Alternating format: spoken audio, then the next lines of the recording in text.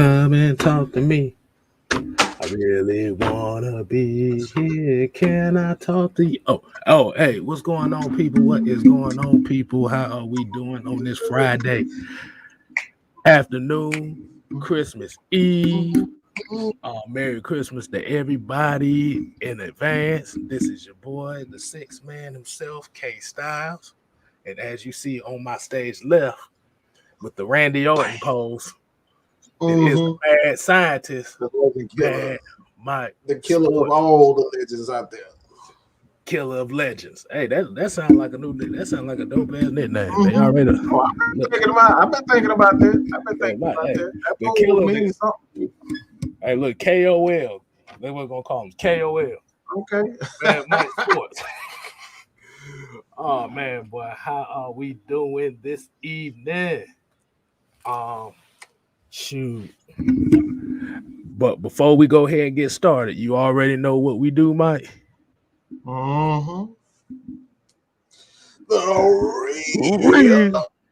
roll call. And we'll go ahead and get a few of these names out of here. I'm not going to be able to say everybody's name, but just know that we see everybody in here as we speak. We got Mr. Motivator in the building. We got Tev Sports and Gaming. We got Joseph Thornton. We got Dee, Eric McDowell, Asia Green, Isaac Crimes. We got Noah Tyndale. We got the homie Low Ski. We got Joe Houston. And we're going to go with V, Reggie C2K, and Clay Melton. What is going on, people? If I didn't say your name, we still see you out there. We definitely appreciate y'all tuning in. So, Mike, what do we have for them today? We got something interesting we're going to be talking about. Maybe. No, you gotta do it like this. Maybe.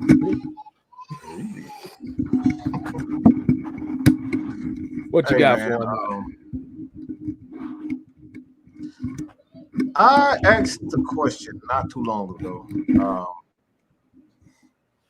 What would you do with Matt Ryan, and how would you handle this situation, quote unquote situation, with the Atlanta Falcons? And I got some interesting comments, and I like to talk about it tonight.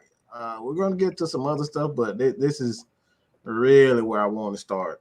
And you guys let us know how you feel about said comments, all right? So let's just start with this one. We're going to start with this one.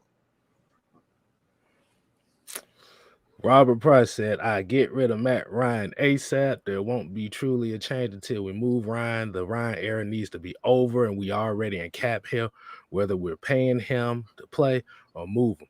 I just don't think there's any other teams willing to pick up his contract. Very interesting comment. You want to put it back up? Do you want to dissect it? Or you just okay. You okay? I was about to say, did you want me to say what I was gonna do first before that comment? Yes. What I would do, because I actually got numbers up here and I'm looking. It just, I'm just gonna be honest with you. It will be rough to move him right now. I mean, like I said, if you look at, and what a lot of people don't realize is, even though it says dead money to cap savings, see, if he doesn't get the extension, we ain't got enough money to build this team this season. Unless you don't want to build a team for this next season coming up, I don't know what to say. Because what it says, it looks like 40 dead cap for next season. Well, that's the trade. Well, trade and cut regardless. You're looking at 40 dead cap and 8 million cap savings. And you already got a lot of roster spots that you need to fill. Like you said, you can extend, you can give him the extension, but somebody made a good point. Somebody made an interesting point. They was talking about add a new contract with void years, that little Taysom Hill loophole, that's something you could pull. You could pull off that if you need to. But that just be one of those cases where you can extend him and backload his money. So if you do decide to move on before the extension ends, you can already still have enough money to build this team. You can still get that young quarterback, and then if you feel like you can move on before the final couple years, you can move him before that money gets too high. But personally, like I said, just in order to build this team for the starting this upcoming offseason and the next offseason, I would extend them. But okay. Yeah, I kind of like that. My thing is we gotta understand where the NFL is currently at the moment, and as far as the contract is concerned, there's a reason why Kansas City gave him all that money, and I mean it's Patrick Mahomes.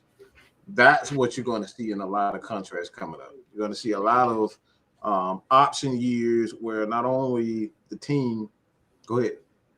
Oh, no, I was gonna make one little small point about that Patrick Mahomes contract. A lot of people don't know that the Kansas City can get out of that contract after the 5th year of the contract. So he's really only getting paid for 5 years, and the rest of the years is optional. So it's not 10. It says 10 years, but it's really 5. All right. But that's essentially where all contracts are. People got to understand that's all contracts. You sign a 4-year contract is really a 2-year contract, because what you don't want to do as an organization is to give that player too much power. If he ends up getting hurt, you are stuck with a guy. If he signed a 4-year contract, he get hurt in the first year. Guess what? You got to pay him for the rest. The last 3 years. So you design out half of the contract. All right. So if it's a 2-year deal, if it's a 2-year deal, you essentially got a 1-year deal, i.e. Mike Davis. But Patrick Mahomes' contract is essentially a 5-year deal. So basically what that means, it's a 10-year deal, but $5 million, 5 year. But essentially what that means, after that 5th year, they can start renegotiating this contract so they can push some of that money to the front, backload that, and then they can start building. They can start building towards the future, building the defense, adding here, adding there. But this is the reason why you restructure contracts. That's why you extend. That's why you extend contracts, because after those, that just say for Pat Mahomes, it's a 10-year deal, but after that 5 years, you can start. Okay, let's see what we got. Where we at as a franchise? Do we want to stop right there? Start building a defense, or start adding to an offense? So that's what that means. So right now the Falcons are in a position where, all right, Matt Ryan is 36, 37. They have essentially 2 more years to decide where they want to go. And I believe they've already made that decision. This is the reason why I say the only way to truly do this thing the right way is to extend him. Even if we don't want it, even if he's going to be, I'm going to just say this, he's going to be here for 2 years, okay? But based on how this team develops the next couple of years is how long you're going to see it. So after the 2nd year, 2022, 2023, if the team has gotten drastically better overall, that's going to determine whether or not you're going to draft a quarterback in 2023 and possibly, bring in a guy. We don't know who these guys who's going to end up turning out. We probably got guys in college right now who ain't even really started. And, I know everybody is popular with guys like Ritter, Bryce Young, 2-3 years down the road. We don't know if a guy like Arch Manning, him coming to play, how he's going to develop. It's a lot of quarterbacks out. So what you don't want to do right now, especially how the quarterback scene is looking in college, if I were the Falcons, I wouldn't rush to get Matt Ryan because I don't see anybody. Everybody up here talking about Bryce, but Bryce is still young. We saw this story before. We saw this story before with quarterbacks. Quarterbacks start out hot in college, and in 2-3 years, they figure out what you're doing, how you play, and then they start making adjustments. You never get too high on quarterbacks in college. But like I said, what I would do, I would wait for a quarterback in college. I don't see not one quarterback that I would consider a franchise quarterback outside of this year, and that's Trevor Lawrence. That was it. All these quarterbacks I'm seeing now in college, I'm not taking that chance on them. These guys being the franchise quarterback.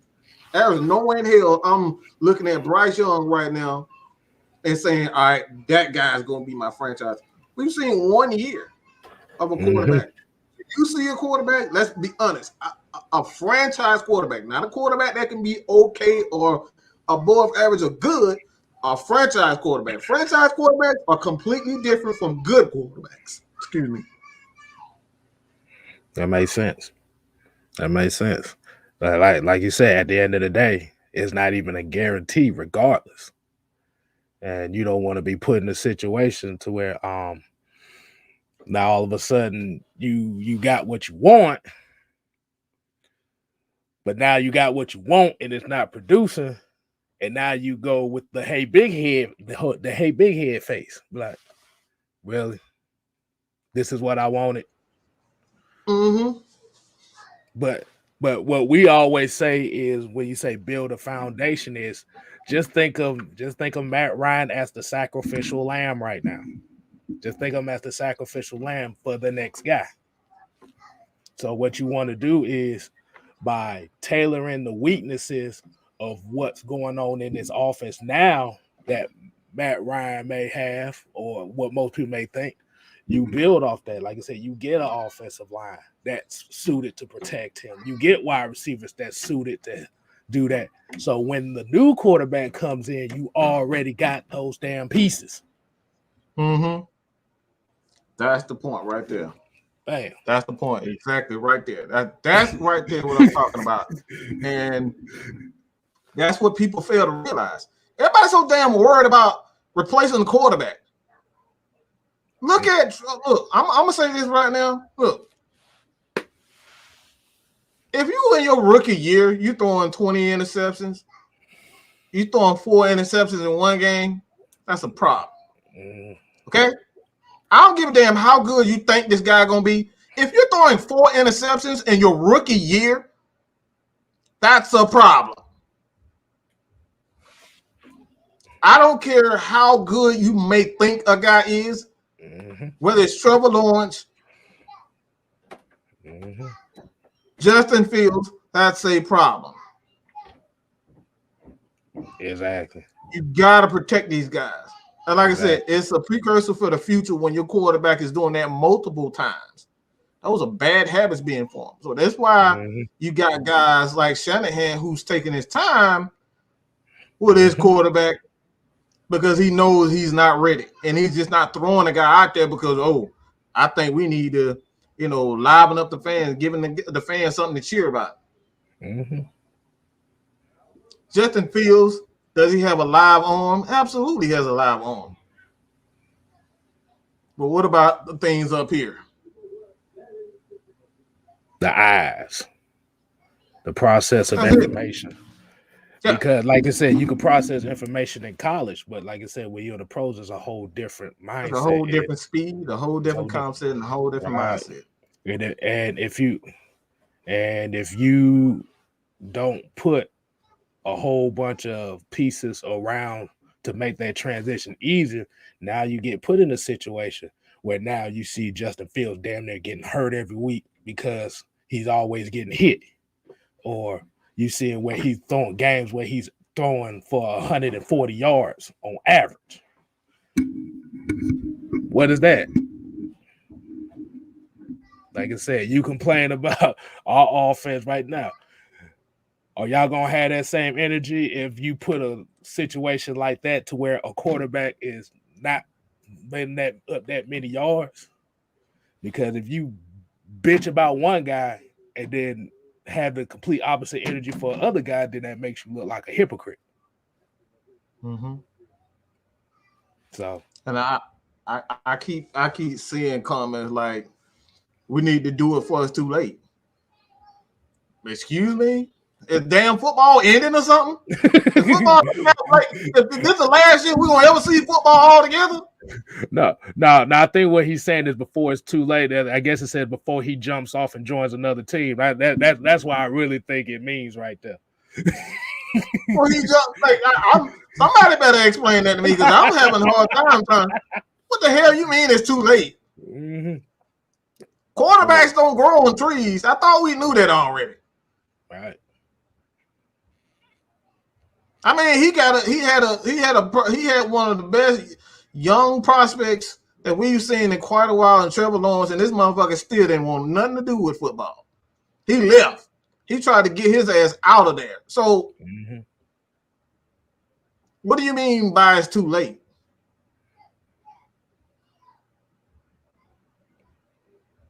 So somebody better explain that to me. Like I said, what I don't understand what the hell is too late? What the hell are we waiting for? Are we waiting for another Michael Vick? Are we waiting for a Lamar Jackson? Are we waiting for Bryce, who we don't even know who he is right now? Mm-hmm. He got 4 all-star receivers, and most of those guys are seniors. Okay, let's just keep that real. All this bullshit about Alabama receivers, them motherfuckers are already goddamn seniors and juniors. These are well-seasoned wide receivers. He said they already done graduated. They done already graduated. He's throwing to well-experienced and well-developed wide receivers. Let's keep that real, okay? Let's keep it 100. Everybody said what he doing, but Nick Saban knew what he was doing as a coach and making it a lot easier for a young quarterback. Go ahead. I already know. Go ahead. Oh, no. But if a lot of people know and how Alabama, Nick Saban does his programs, especially when he has overloads of talent, he redshirts from their freshman year. So they already know the offense by the time that second year when they're considered a freshman. When they're a redshirt freshman, they already seasoned in the offense. So by the time they get on the field, now they already dominate. Yep. This is the Alabama formula they've been doing for years. That's why it always seems like Alabama's always winning everything because they got freshmen that's coming in and already know the offense. Shirt freshman. Remember that. You're a red shirt freshman. That's really your second year in the offense. So these guys are already they already seasoned. So that's why I say we got to be careful about what we see. You don't see things for surface value. You got to look under for what's really going on. And this is why we say even with a Matt Ryan, everybody's like, if we did not do the proper things, even let's just go back to Mike Vick. They had a plan for Michael Vick. We didn't just throw this young kid in there and just like, all right, go do it. Hell no. Chris Chandler was the starter. Chris Chandler was the starter. Getting his ass whooped. Getting his ass whooped. He got his ass whooped for Michael Vick to come in and do what he had to do. And like you said, the plan was you wanted a brand new wave. Michael Vick was the new wave. Him and Algie Crumpler came in together, so you already had that chemistry right there. Now you could say, like I said, you could say, well, they could have added some more top receivers, but guess what they did? The identity of the team was we're going to run the ball. That was the identity. The DVD offense was run 70%, throw 30%. So that's why you didn't really see them get big major receivers like that, because the identity was running the ball. The identity was play defense. Like I said, could have Michael Vick been a better quarterback? Yes, of course. But he was in a system that made him shine. Mm-hmm. Yeah. So, they did the proper thing. They did the right thing by Vic. They didn't just throw him in the lineup and say, "Here, there you go, Rook. This is your team." Mike Vick had to actually learn. He had to prove himself first as a quarterback that he could actually handle certain things, and that's why I dropped the video yesterday where Keenan Fourney pretty much he was saying it's like dude was chill. He was ready to go. He in the damn huddle, with chapstick, putting chapstick on. Like he was born for that moment. But not every quarterback is ready for it. Not every quarterback has the confidence of Michael Vick. I'm gonna tell you one thing I love about Vick. Ain't nobody had bigger nuts than Mike Vick on that field. I can say one person, probably one person, and that's Brett Favre. That motherfucker Brett Favre didn't give a damn who you were. He was playing that Vick. And ironically, both of them Falcons. So Falcons always do one thing. They draft confident quarterbacks. If you're not a confident quarterback, you ain't playing for this organization. Because they know you're going to get your ass chewed the fuck up by these fans. So you got to have big nuts playing for this team. Let's just keep it 100, bro. Exactly. So, yeah, I mean, because if y'all looked at the history of Falcon quarterbacks before, well, you could throw around outside of Steve Bartkowski in the 80s, 70s, and 60s. Ooh, boy. You won't want to see that in today's game and age right there. So, yeah, man. Yeah, like I said, just do the proper upcomings. Like I said, you build the offense. You build the offense like where the coach's vision is at. You draft the quarterback that fits the offense. You can't just throw any quarterback in there. Now, if you think, okay, we don't even know what he like. We haven't seen that. Let's be real. Do we really know what this offense is going to be for quarterbacks? Like, let's keep it on. We don't have the receivers. We have not seen the best of this offense and what this offense is going to be centered around. So what good is it to draft a quarterback, but we don't even know what the true identity of this offense is after 1 year? Can you really say what the identity of this offense is after we have seen no Julio? We haven't even seen Calvin Ridley in this offense. We haven't even really seen Kyle Pitts, him shine in this offense and what this offense is really going to be. Yeah, man, we just seeing the Diet Coke version of Kyle Pitts right now. That's you right. But like we want to throw in a quarterback. Like we don't even know what this offense is going to be in its entirety. Right. So we got to calm down. Figure out what this offense is. Right. And it's going to take at least 2 to 3 years to figure out what this. See, they starting the trip now. This is bull.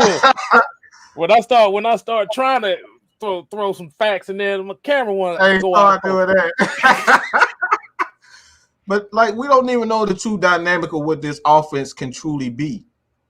You know what I'm saying? And this is why I say we gotta calm down. Like calm down. Let's figure out what this defense is going to be. We got to figure out what his defense is going to be. We got to figure out what his offense is going to be before we like, okay, we need to get this position to play this and this and this. Wait a minute, am I coming back in focus? All right, I'll be right back. Goddamn, I'll be right back. A little speed.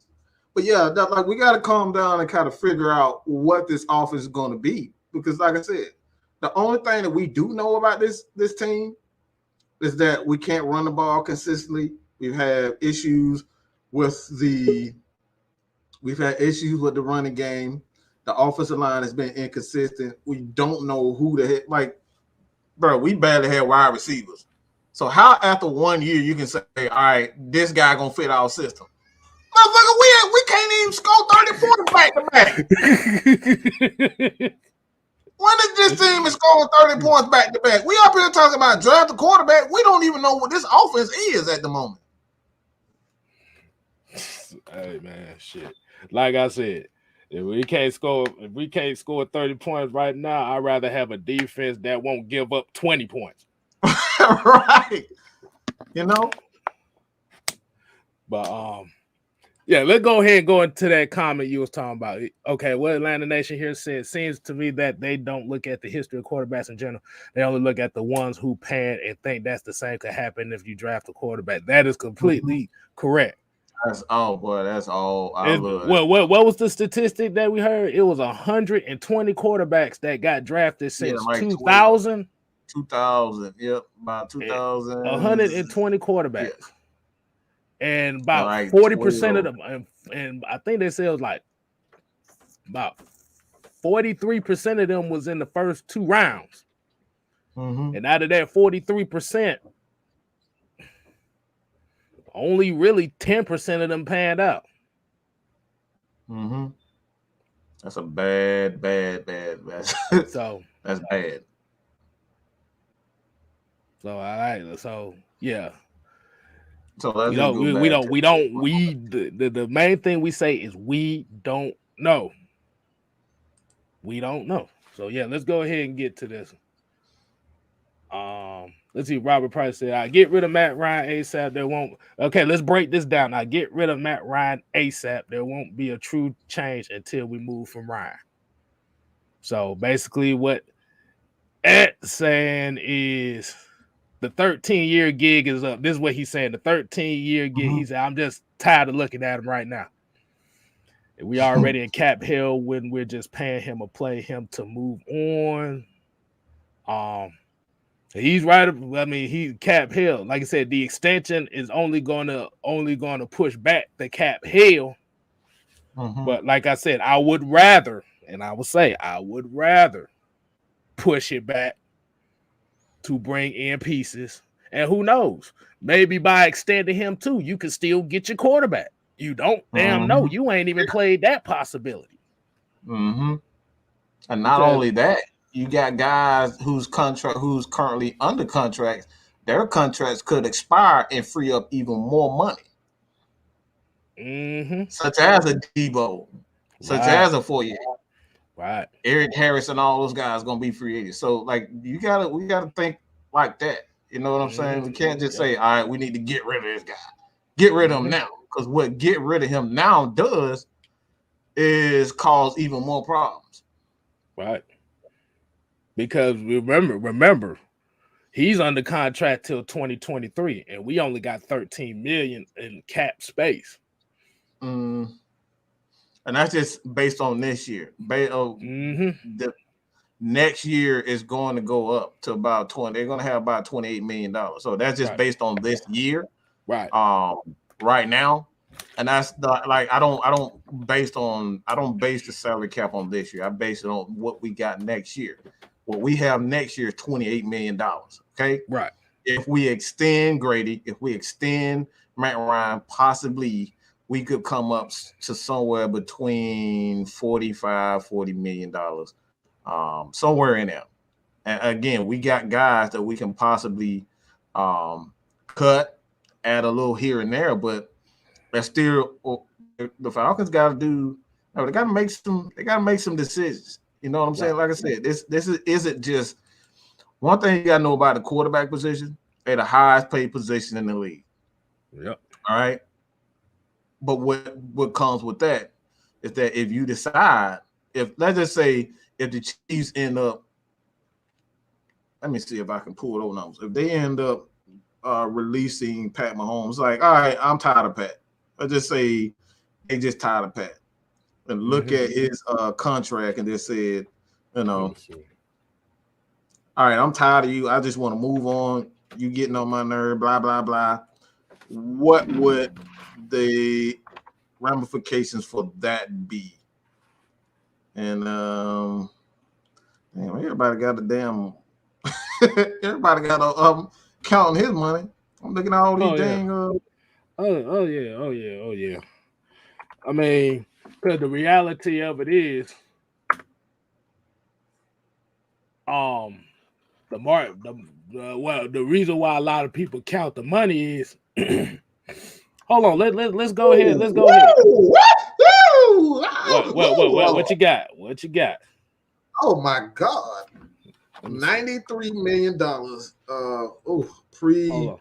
on. You're on over the cap as well. Let me look at this myself. $100 million and then 93, 57. Yeah, bro, you ain't getting rid of that dude. Let me see. Yo, oh my God, yeah. Dang, yeah. Oh, you talking about Pat Mahomes? Yes, Pat Mahomes. Just look at his. Wow, that's a lot of money. But look at the guaranteed salary. Look at the guaranteed salary. Look at the guaranteed prorate bonuses. So really, with Patrick Mahomes, after 2026, they on the hook to cut him anytime and they need to. Anytime. Mm-hmm. That's a lot of money. Woo. Mm-hmm. So, but like that's every quarterback. And that's why I said we can't get in our feelings. The market goes up. It goes up. It's only going to get worse. So we got to understand that when we bring in a rookie quarterback this year, guess what? He's going to you got Green Bay right now. They regretting the hell out of what they doing with their quarterback draft. Jordan Love. That look like that dude gonna be a bust. Hey, y'all paid him what? Whew. They paid him a pretty penny. Got to be careful about these quarterbacks. Right. But Ryan ever needs to look. At the end of the day, like I said, I appreciate your comment. Let me see if I got something else. Okay, hold on. High Five Life said, I don't give a fuck. I still want us to trade for Deshaun Watson. There's no other way to not endure Matt Ryan yet again. So he's tired of Matt Ryan. He wants to bring the home kid home. Or yes, extend ice and just wait for Bryce Young to trade the house for him. That man ready to give up a whole house. Now we seen him without weapons. Who? Deshaun Watson? Bryce. I mean, Deshaun might not even be a free man in a year. And down 3 months. Yeah, because that shit's still pending, and he's still on the exempt list. So if you do, and I'm gonna use this scenario right here. Now, like I said, this is gonna be down the middle argument right here. Like I said, if you do trade for Deshaun Watson, like I said, you're getting a good quarterback because he did lead this league in passing with absolutely nothing. Right. So that's a damn good quarterback. But the only issue is if you put the situation that's going on with him right now, like I said, you don't. He's still on the commissioner. Isn't he still on the commissioner exempt list? So. Yeah, I believe so. If he's on the exempt list, that means you can't. That means you can't play him right now until really all this stuff goes out the way. So even if you do trade him, you're really only going to trade him until maybe next season or the season after. So now you're going to be put in a situation to now not only you're complaining about Matt's money, but you're going to be taking on a contract of a guy who just got his money 2 years ago, and you might not be able to play him for a year or two. Mm-hmm. So, like I said, very ambitious. Like I said, if it came down to a situation like if money wasn't tight with Deshaun Watson and all the stuff like that, I could see that I could see that without looking at it like, oh hell no. But like I said, you have to throw the situation in there. You can't ignore it. Mm-hmm. You can't ignore that. We can't ignore money aspect of that. You can't ignore the trouble aspect. Because guess what? If we ignore the trouble aspect and he end up going to jail, it's the whole Michael Vick era right over again. And then now you pay. Now you literally had to pay for a guy for at least a couple years that you can't play.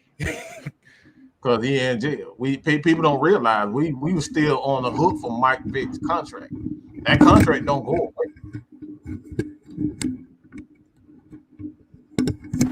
That's what a lot of people don't get. These contracts, just because you get locked up or you decide to retire, like a Drew Brees, that contract still stays.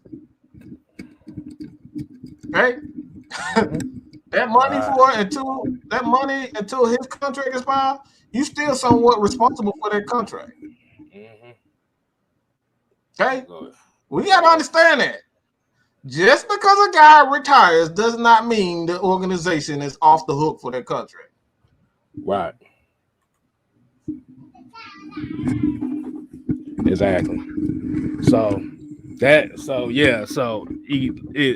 ain't as easy. It ain't a simple process. That's the main thing. People like that's what we're trying to say. It's not as simple as everybody think it is. That's just like saying, and I'm gonna use this as an example. And Mike, you know this. And I wonder if the people here that's watching kind of know this. You remember, was it this summer or was it earlier this year where GameStop stock flew the hell up real quick?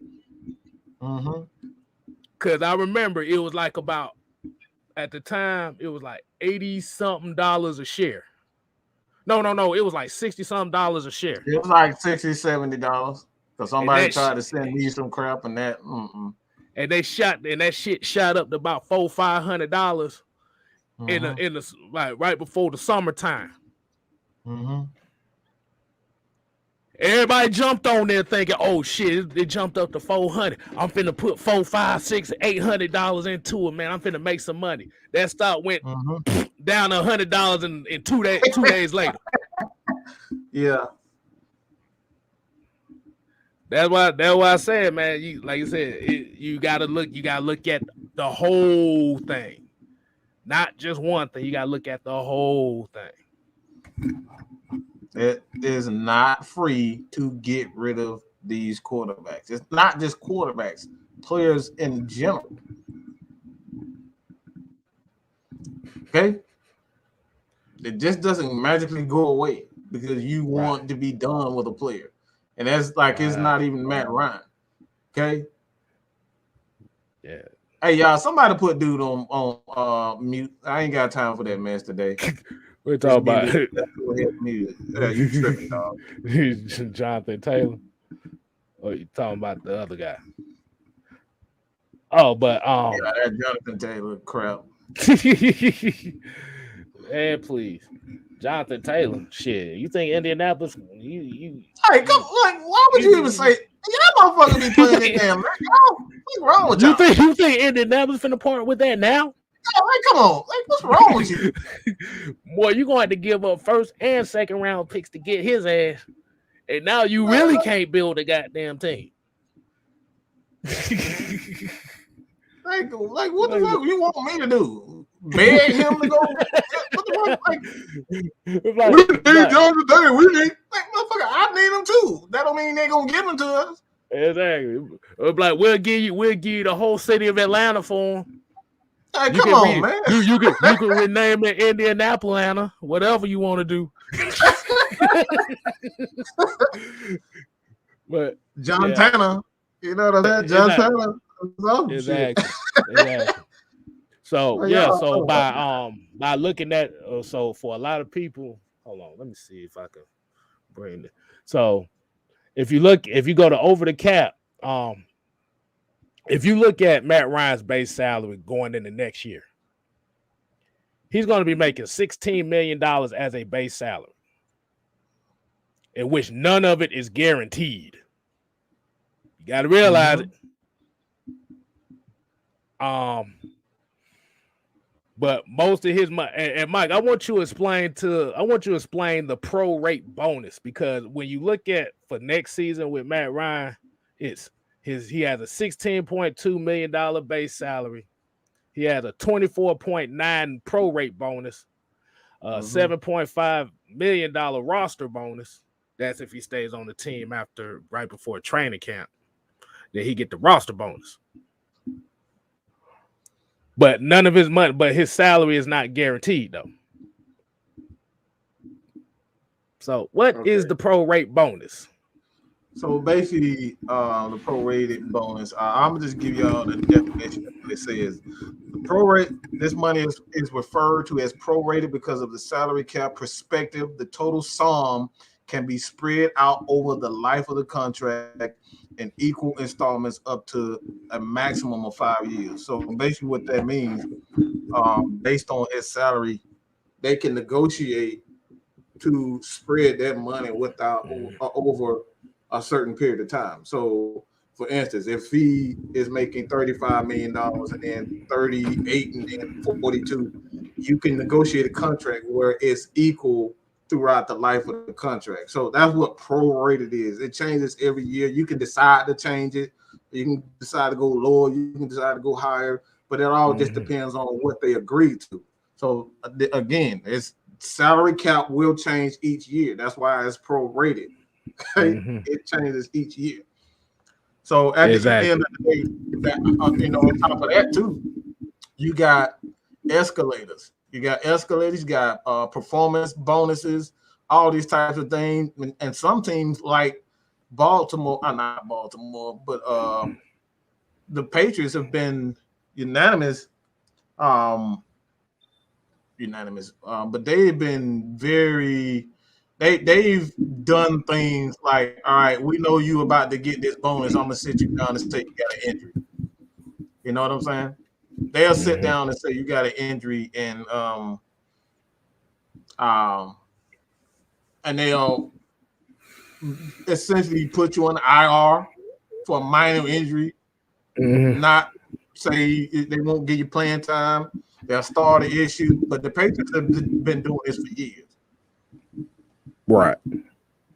That's why when you hear Tom Brady and how much less money he takes, you have to realize what happens is they move his money into them bonuses, so it doesn't count against the salary. Well, I ain't gonna say count against his salary is low, but his bonuses are high. So, yeah, and Marquis said this is why the NFL regard to salary cap because it prevents super teams. Trust me. If there were super teams in the NFL, well, we already damn near got one in Tampa Bay right now with all the motherfucking Pro Bowlers and all pros they got. But if you're talking about a real super, can you imagine the NFL with real super teams? Like use basketball analogy, like the Brooklyn Nets, the Golden State Warriors of 2017. What was it? 2016. Whatever year there was. Can you imagine that? A super team like that?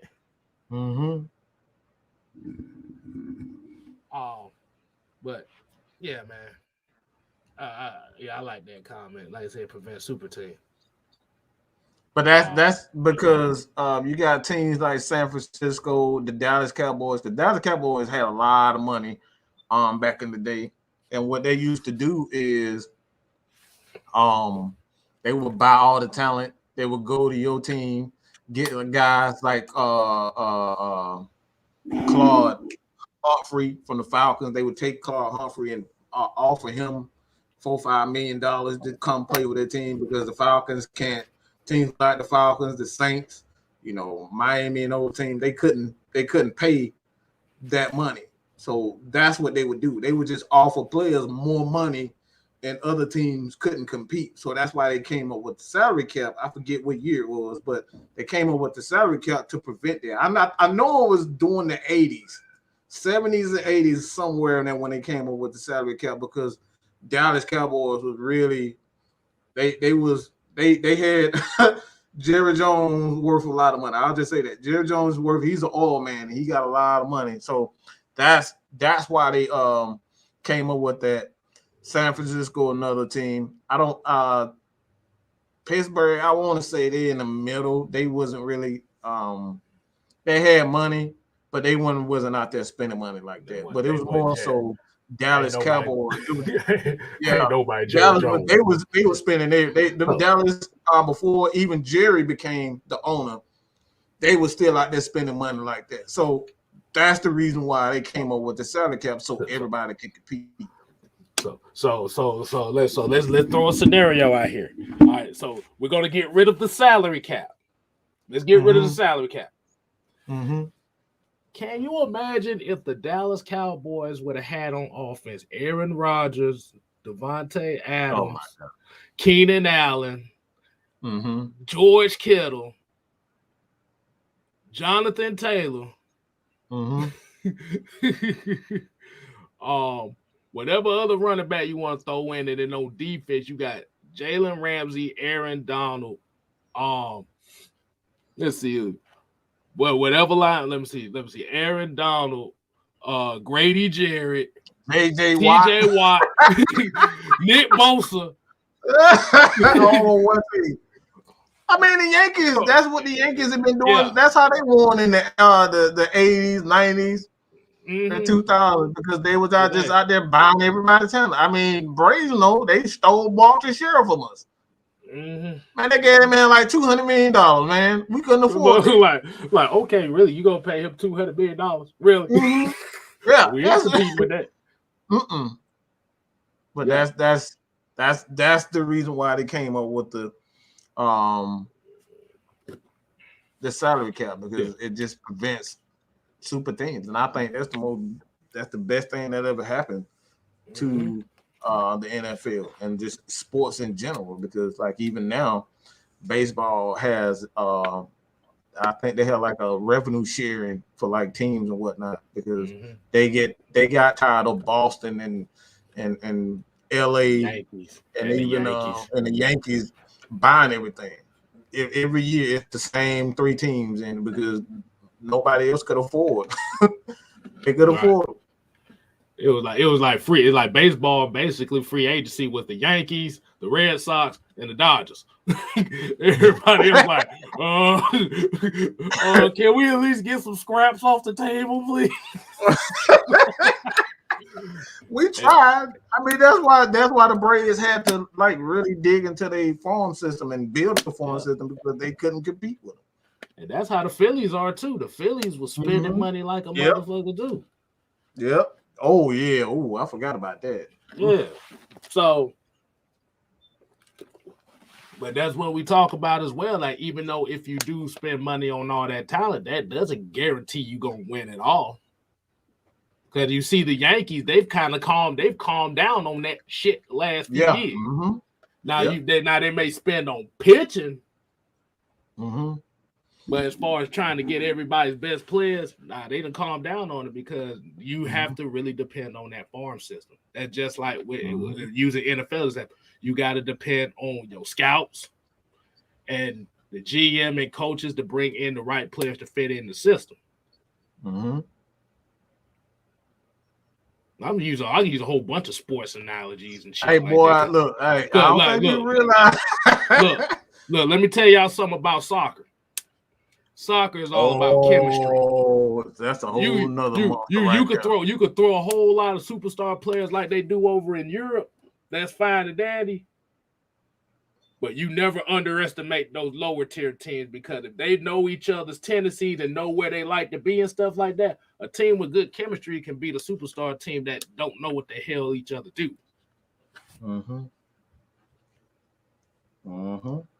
Damn, boy, we giving these folks some mileage over here, boy.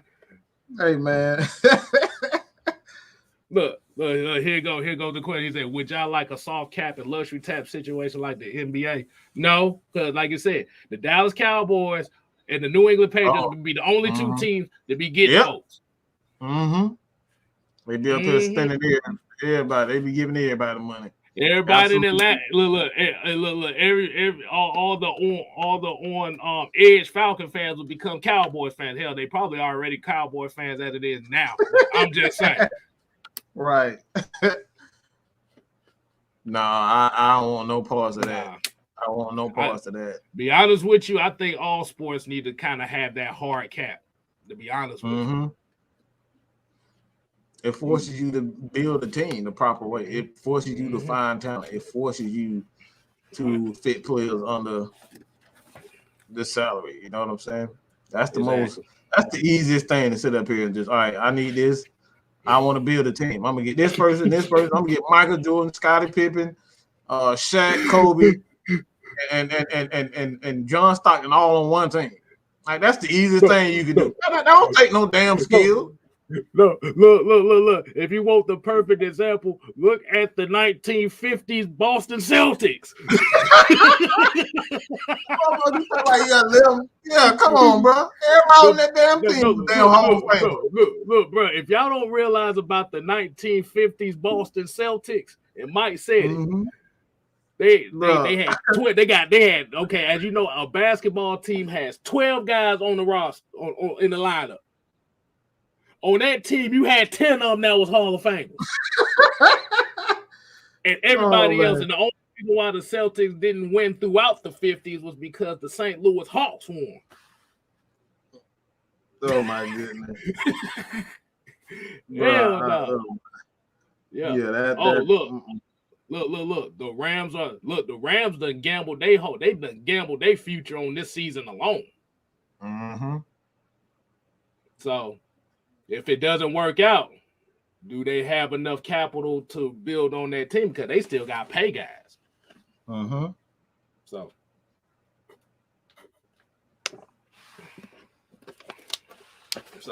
you kind of, I know. Yeah, I saw the cap. They said the Saints was at like minus 60 million. I was like, yeah, I think Terry Fontenot like, yeah, I had to get out this shit. Ain't no way. That's what I'm talking about. They got to make some major changes because of what they've done. That's why they got Taysom Hill and signed him to that crazy ass contract. The crazy ass void contract. They gonna be.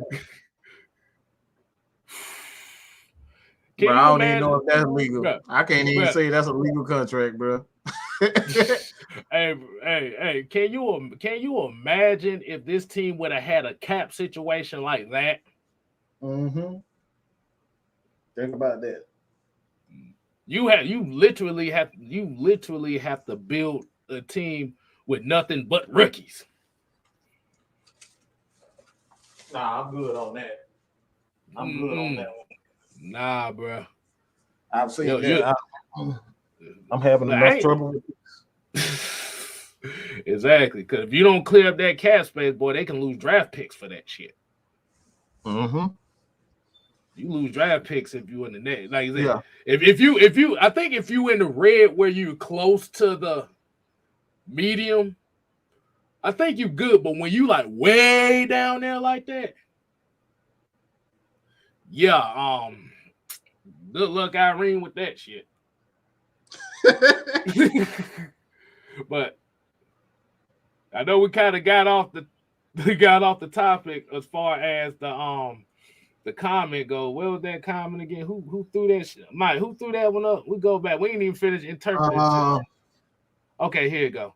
Right. So let's go ahead and finish interpreting the rest of this contract, as we should so say. Hold on, let me get it out the way. He says, extend Ice and just wait for Bryce Young and trade the house for him. Hold on, one second. I want to give you what happens if these teams, if they don't get teams will be fined.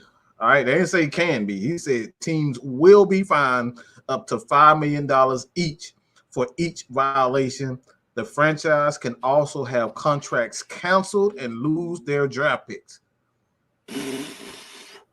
So, yeah, this is the reason why we got to take this out.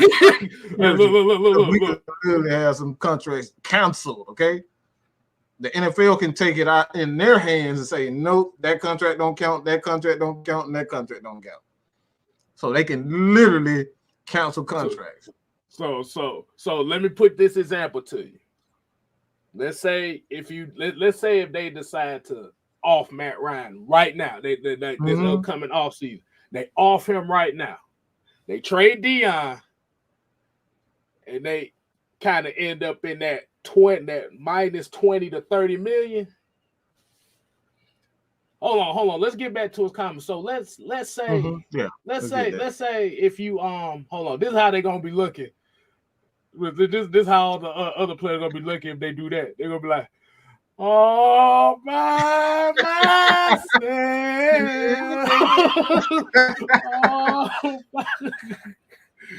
And now they're gonna be looking like, damn, I wanted to get rid of them, but now my team can't do shit.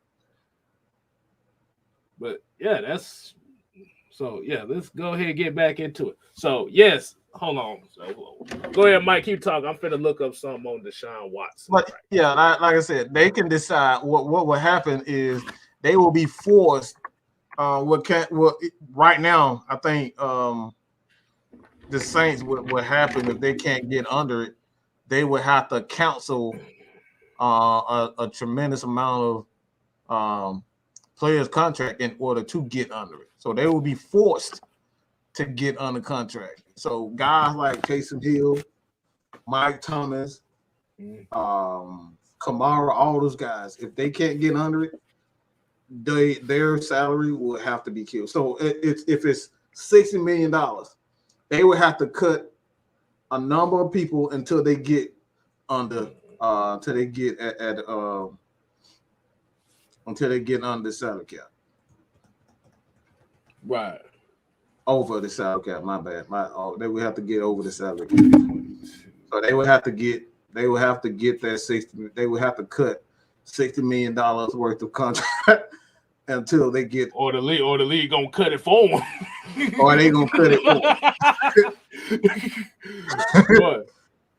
So it's not like I said, they don't play when it comes to this salary. NFL do not play when it comes to that because they start to lose money if you can't control your team. That's what you gonna understand. What people don't understand, if you can't control your team and you financially end up, guess what? They're gonna take your team away and they're gonna take your players away.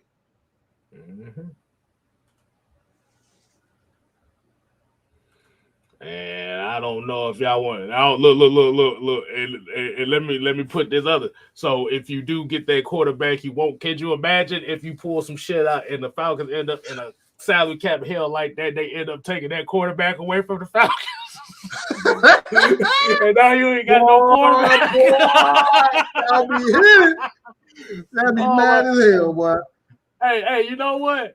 Let's trade Matt Ryan so we can see that happen. I want to see how that works. Oh my God! We go ahead and trade Matt Ryan. Let's take the dead cat hit. Let's trade Deion Jones and all that stuff and see what happens.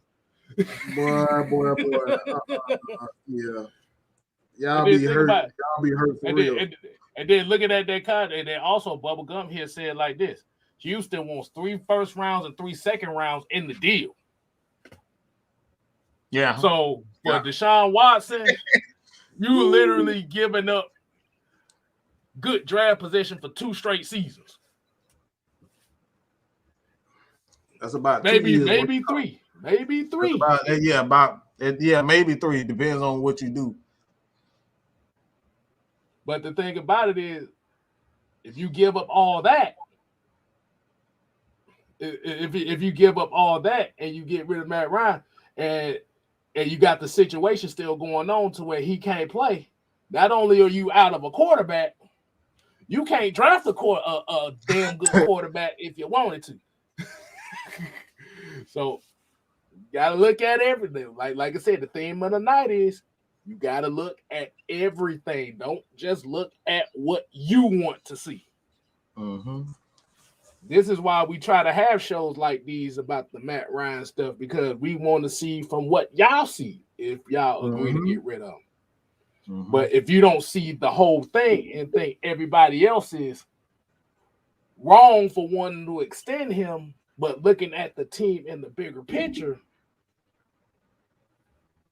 hey, I'm sorry. Look. I kind of agree with Atlanta Nation on this. He said, if an alternate universe existed, I want to see how that goes. I want to see how that goes, bro. But I'll be sitting the player and say, "Oh, no, you can't have him. No, can you get on this side?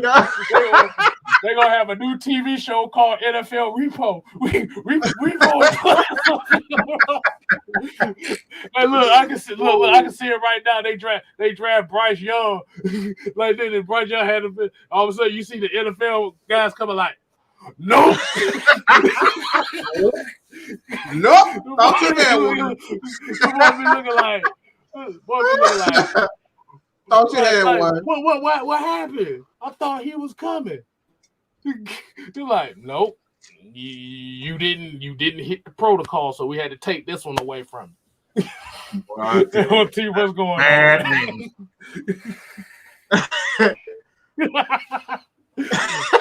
Bro, I want to see. I mean, it's ironic that we talking about repo. We talking about repo. We talking about repo and players. And we got the repo man at the bottom. We gonna see LT to do it too. LT gonna be throwing out there like, oh, we gonna see them to do it. No, you not either. No, you not either. They be looking like, hey, look, they be looking like this. With the 12th overall pick, the Atlanta Falcons select Malik Willis. Also, you see LT like, according to the NFL, nope.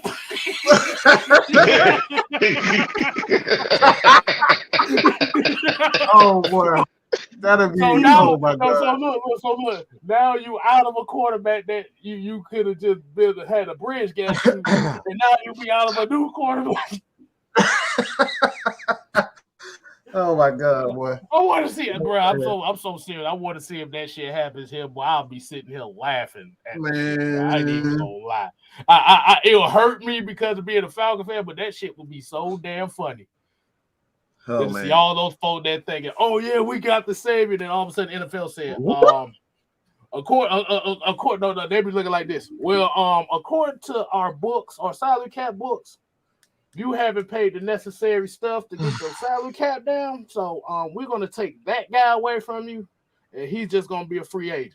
Like, wait, what? Let me get this real quick. I'm done. That shit was just funny. Why not just let Matt Ryan's contract expire next year? Use the space you have to build the rest of the team. It's a contract. It's not the same money every year. Okay? This is not like working at McDonald's where you're going to get $13 an hour, okay? Every day of the week, you're going to get $13 an hour. Wait. What McDonald's paying $13 an hour? Hey, look, trust me, they doing that now. They ain't got no choice, but they doing that. Don't ask me how, but trust me, I know. Well, wait a minute. So is he talking about next year as in 2022? Because if I'm getting to that. Go ahead. My bad. That's what I'm getting. Okay, quarterbacks get paid differently from a lot of teams. Like not even just quarterback, just how contracts are designed. Period. You get paid based on year. All right, the year the NFL hard cap changes. So just because, like this year, for instance, this year was $182 million. Next year is $208. So it's going to change. So if he end up if next year the salary cap for him, I think he's right now, Matt Ryan's going to be making like $48 million next year, just on next year. If it was this year, he would have been making like 40, 30, 40, I think like $40 million this year if he didn't restructure his contract.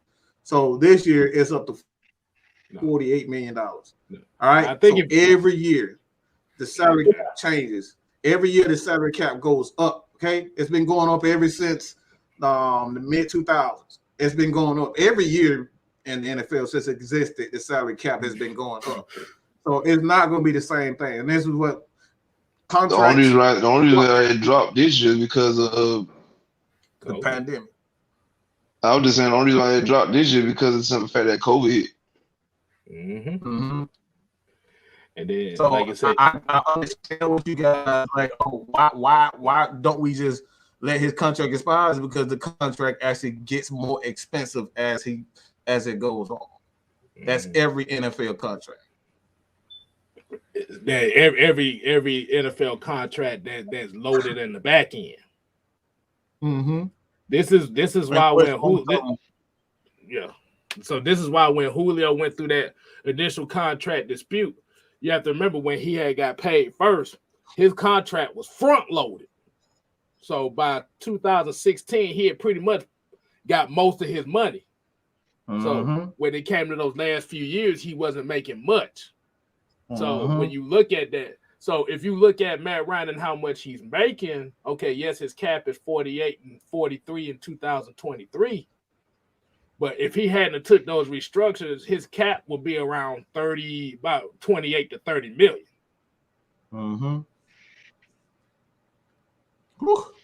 So basically what you're saying is you're mad that he's making the money because he was unselfish with his money. That's basically what you're saying. Because if it wasn't for him restructuring, Julio wouldn't got paid, Deion wouldn't got paid, Grady wouldn't got paid. That just played a part in it. So right, LT, everybody was fans of all those guys. Oh God. I gotta do it to you. You've been in my ear with this all day. I gotta give it to you. I gotta give it to you.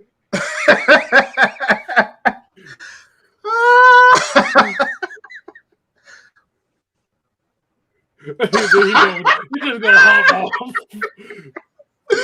Oh man. He's just gonna hop off. Boy, he been giving me the blues about this. I had to get. Deion Jones. I'm gonna get it for this one. I'm gonna get it for this. Believe that, boy. I'm gonna get a couple of suplexes on some tables. Is that he gonna hit you with the world's strongest slam on your head, boy? Oh my God. Oh man! All right. that is funny. So, y'all don't know. He really been. Hey, oh my God! He been just as he been actually more angry than I have over this topic. So go ahead, LT. You need a linebacker core. One person does not make a difference, or wherever the case may be. In order for your linebacker core to be successful, you need your defensive line to be successful. Ray Lewis, one of the greatest linebackers to play this game, has always come out and said, as great as a player that he thinks he is nothing without having Tony Siragusa and Haloti Ngata in front of him.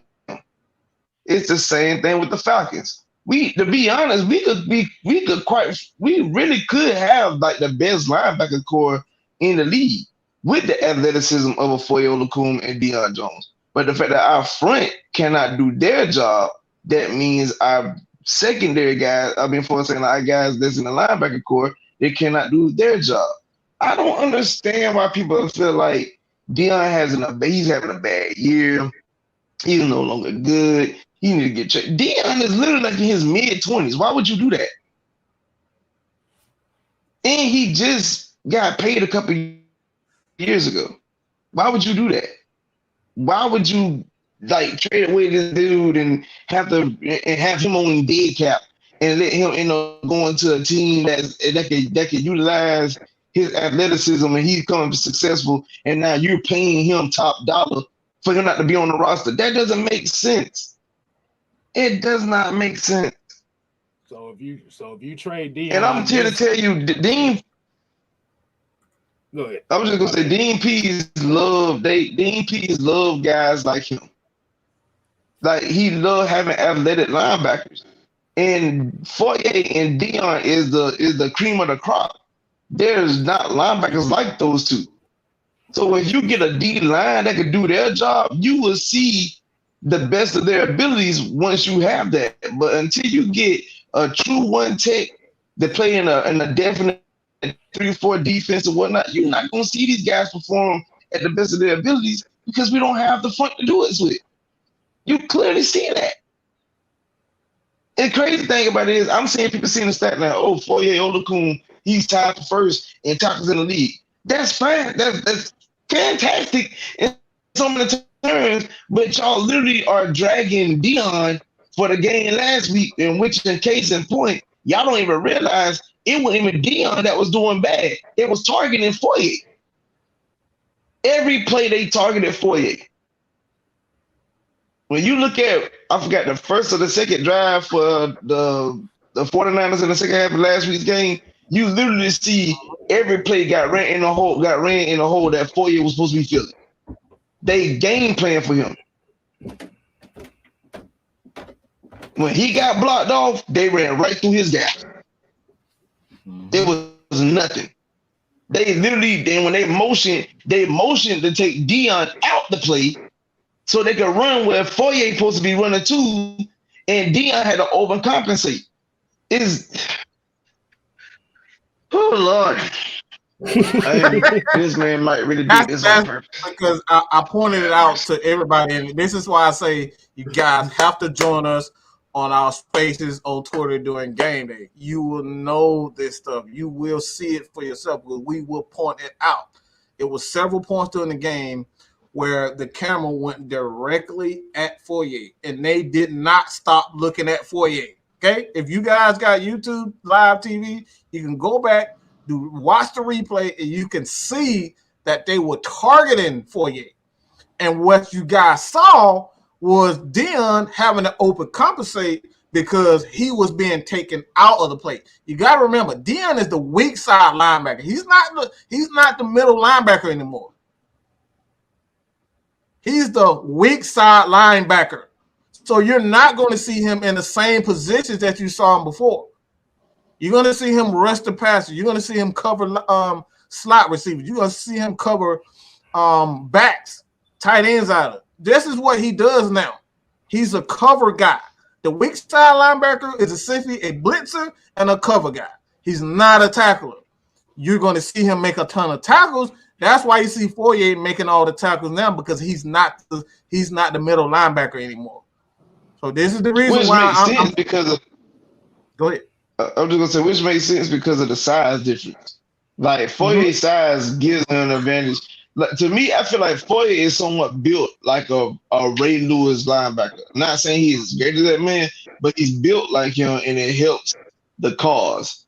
What I want people to understand is, like you said, with Debo being a backside, linebacker, you cannot expect for him to make up the difference. It's not as easy to run through. You got to read and react. And I'm telling you, and I tell people all the time, bro, if you play any sport, especially the game of football, and especially on defense, reading and reacting is like the hardest thing of playing defense, because you got to be able to diagnose the play like in split seconds. That is not easy at all. Hell no. Like, people think you just like, well, you just know the play and just you should know you know your play, but you don't know what your opponent is running. So you have to figure out what they're doing and whatnot. And sometimes you have guys that guess correctly. You have guys, for a prime example. Another again, like, and I'm pretty sure y'all might notice this. I am a diehard Falcons fan all day, every day. But I love the hell out the Baltimore Ravens defense in the mid 2000s. And I tell anybody in the 2009 season, I'll never forget this play where it was 4th and 1 against San Diego. And San Diego decided to run a play where they were on a dive play with Darren Sproles, which it got blew up. Now, people might be looking like, well, that was stupid. Why would you run the ball with Darren Sproles anyway on 4th and 1? Well, Darren Sproles could get that yard. As small as he was, Darren Sproles was well known for getting short yardage plays. But the issue was film breakdown. Like, Ray knew the play because he seen the formation. So when the minute, and a lot of times as a linebacker, you're supposed to read your keys. Your keys is the guards. So with the guards pulling, Ray really supposed to have followed. He's supposed to straight across the formation to meet the guards. But by him knowing what exactly the play was by field study, he shot the gap and made the play. It's the little things, people. It's the little things. and understanding that. That's right, Atlanta Nation. Along with great instincts, is exactly what it is. Great instinct. Exactly. And people think you could just go out there and just play. It is not that simple. 80% of the game is up here. Lord, 80% of the game is up here. Folks understand. And this is why, hence why the conversation about Matt is so important, because whether folks want to hate this man, talk about this contract, what the case may be, really and truly, y'all talk about, like I said, we telling y'all Matt is really not getting paid that much. Some people say he's getting overpaid. I'm here to tell y'all that man getting underpaid. If you've seen what he have to go through, and he did this majority of the time, probably since like Todd McClure been gone, and then you had a few years with Alex Mack. But what that man had to do Sunday, you had to imagine having a 40-second play clock. 40 seconds. That's all you get. And you got to listen for the play in a loud stadium, that understand what the play is being called, get to the huddle, make sure you're representing the play to all your guys so they know what the play is. You got to represent the play to all the guys, call the play for your guys for them to understand. Break the huddle, look at the defense, see what the defense is in, explain to who's supposed to be lining up where. Then you got to tell your line what you want, what type of block you want, like what type of run block they're supposed to be doing or pass protection. Then you got to run a fake snap count, step back, confirm what defense your opponent is in, put guys in motion. Literally, the man literally had to step back and say Kyle Sunday to tell Kyle Pitts to go in motion and then call for the ball. That's a lot to do in 40 seconds. Everything I just explained, it took me it took me just a minute and some change to explain that. You have to do that in 40 seconds. and look, that ain't even just Matt Ryan. That's quarterback in general. Yeah, exactly. That's why they get paid the big bucks. And that's why I always have respect for guys like Tom Brady, Drew Brees, because like it takes time to process all that information, and you doing it play after play, and a lot of times these guys doing it 600, 700 times a year. And then you also got to think about it, especially when you got those experienced quarterbacks like that. They getting 3 plays in the damn huddle, right. and that's based on what they see on the deep. Like, oh wait a minute, he go. Mm-hmm. Why is the head? Literally. Why you think Peyton Manning head? Go ahead, Kevin, because you just about to say it. You just about to say what is that what I'm about to say? Why you think the hell Peyton Manning head got that damn big? Boy, he had to die. He had all the plays in there, bro. He had all the plays in there. He was cerebral. That motherfucker was cerebral like hell. But that's why he's my favorite quarterback of all time. All right, Peyton Manning, he beat you before you Peyton Manning, he beat you before your ass even got on the damn field. He was already before the play start, before you got on the field, he already beat you. Because guess what? He studied film. He studied his keys. Two is one matchup that I used to love so much. This matchup I used to love it. And football players and coaches and football fans, I used to love to see Baltimore versus the Colts because I knew it was going to be a goddamn. You knew it was going to be a game of 14-13, and you knew that those guys were going to go to war. You knew it was going to be about. It was basically about who was going to outsmart the other. Who going to outsmart Ray? Was it going to be Peyton Manning or Ray Lewis? And the thing about it, and I have to give a lot of credit for Peyton Manning because Peyton Manning is the engine of his offense. But in Ray Lewis's mind, don't get wrong, Ray Lewis is definitely the quarterback of his defense. But he also have especially in the secondary, he have the brains of an Ed Reed behind him as well. Because I've seen Ed Reed literally fool Peyton Manning. He literally came down. The play what they're supposed to be doing. He literally came down and played and overshadow a receiver before the play, before he snapped the ball. But then when he did it, he turned and sprinted to play single high safety to make it look like a one-on-one matchup. And when he did, and when Peyton saw that, he thought he had that one-on-one matchup, Ed Reed didn't flinch. He didn't even look back. He ran to the middle of the field and immediately turned back towards Reggie Wayne's side. And when he did it, Peyton had a launcher straight to Reggie Wayne. He was like, got you. Yep. You did exactly what I wanted you to do. And picked him straight off. Boy, yeah, man, because, like, Peyton, like, and you talking about another safety that was like that, Troy Polamalu was a whole nother boy. He was a whole nother breed of insanity when I call that a safety. But let me say this about not saying now Troy definitely had a brain, but Troy just was making miraculous plays. You look at Troy Polamalu, you just be looking like, wow, even the game. Remember we played against him in 2010 in Pittsburgh. And mindful now, mindful. We're talking about like Matt was having a decent game. It wasn't like it was a bad game. We were playing decent. Like this, like before overtime, the score was like 9-9. You know what I'm saying? Like it was like 9-6. Like, bro, we was having a defensive bout, but like we ran a comeback route, which been money all year. I'm talking about Roddy and Matt was hitting on that comeback route all year. And they ran that one comeback route that one time. Troy ran it all the way. And when Matt let it go, he ran right in front of him. I said, damn it, Troy. Bruh, look. That's all I can say was, damn it, Troy. That man said Troy teleported. Bro, I kid you not. I called him what did I call him? I called him the ultimate glitch because it's like you think he's one way. He is what Eric Harris is, but Eric Harris don't make the plays. Somewhat. Yeah. We talking about Troy out here. We talking about Troy out here on goal line situations. These fools running quarterback sneaks, and this joker out of nowhere just happened to just leap over the line of scrimmage right as when the quarterback calls for the ball. Exactly. Like I think Ike Taylor said it. He said in one of the interviews, he was like, the defensive calls was just for 10 guys. They told Troy, you do whatever the hell you want to do.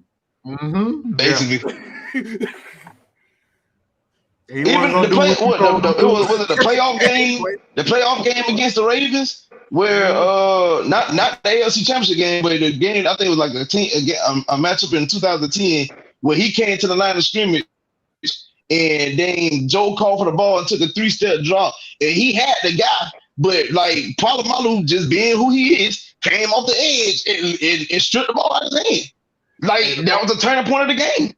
And Baltimore wasn't supposed to throw the ball in that situation. If they would have ran it, they would have won the game. Sure said, okay, hey, you gonna throw it? What was it? 1-2 strip.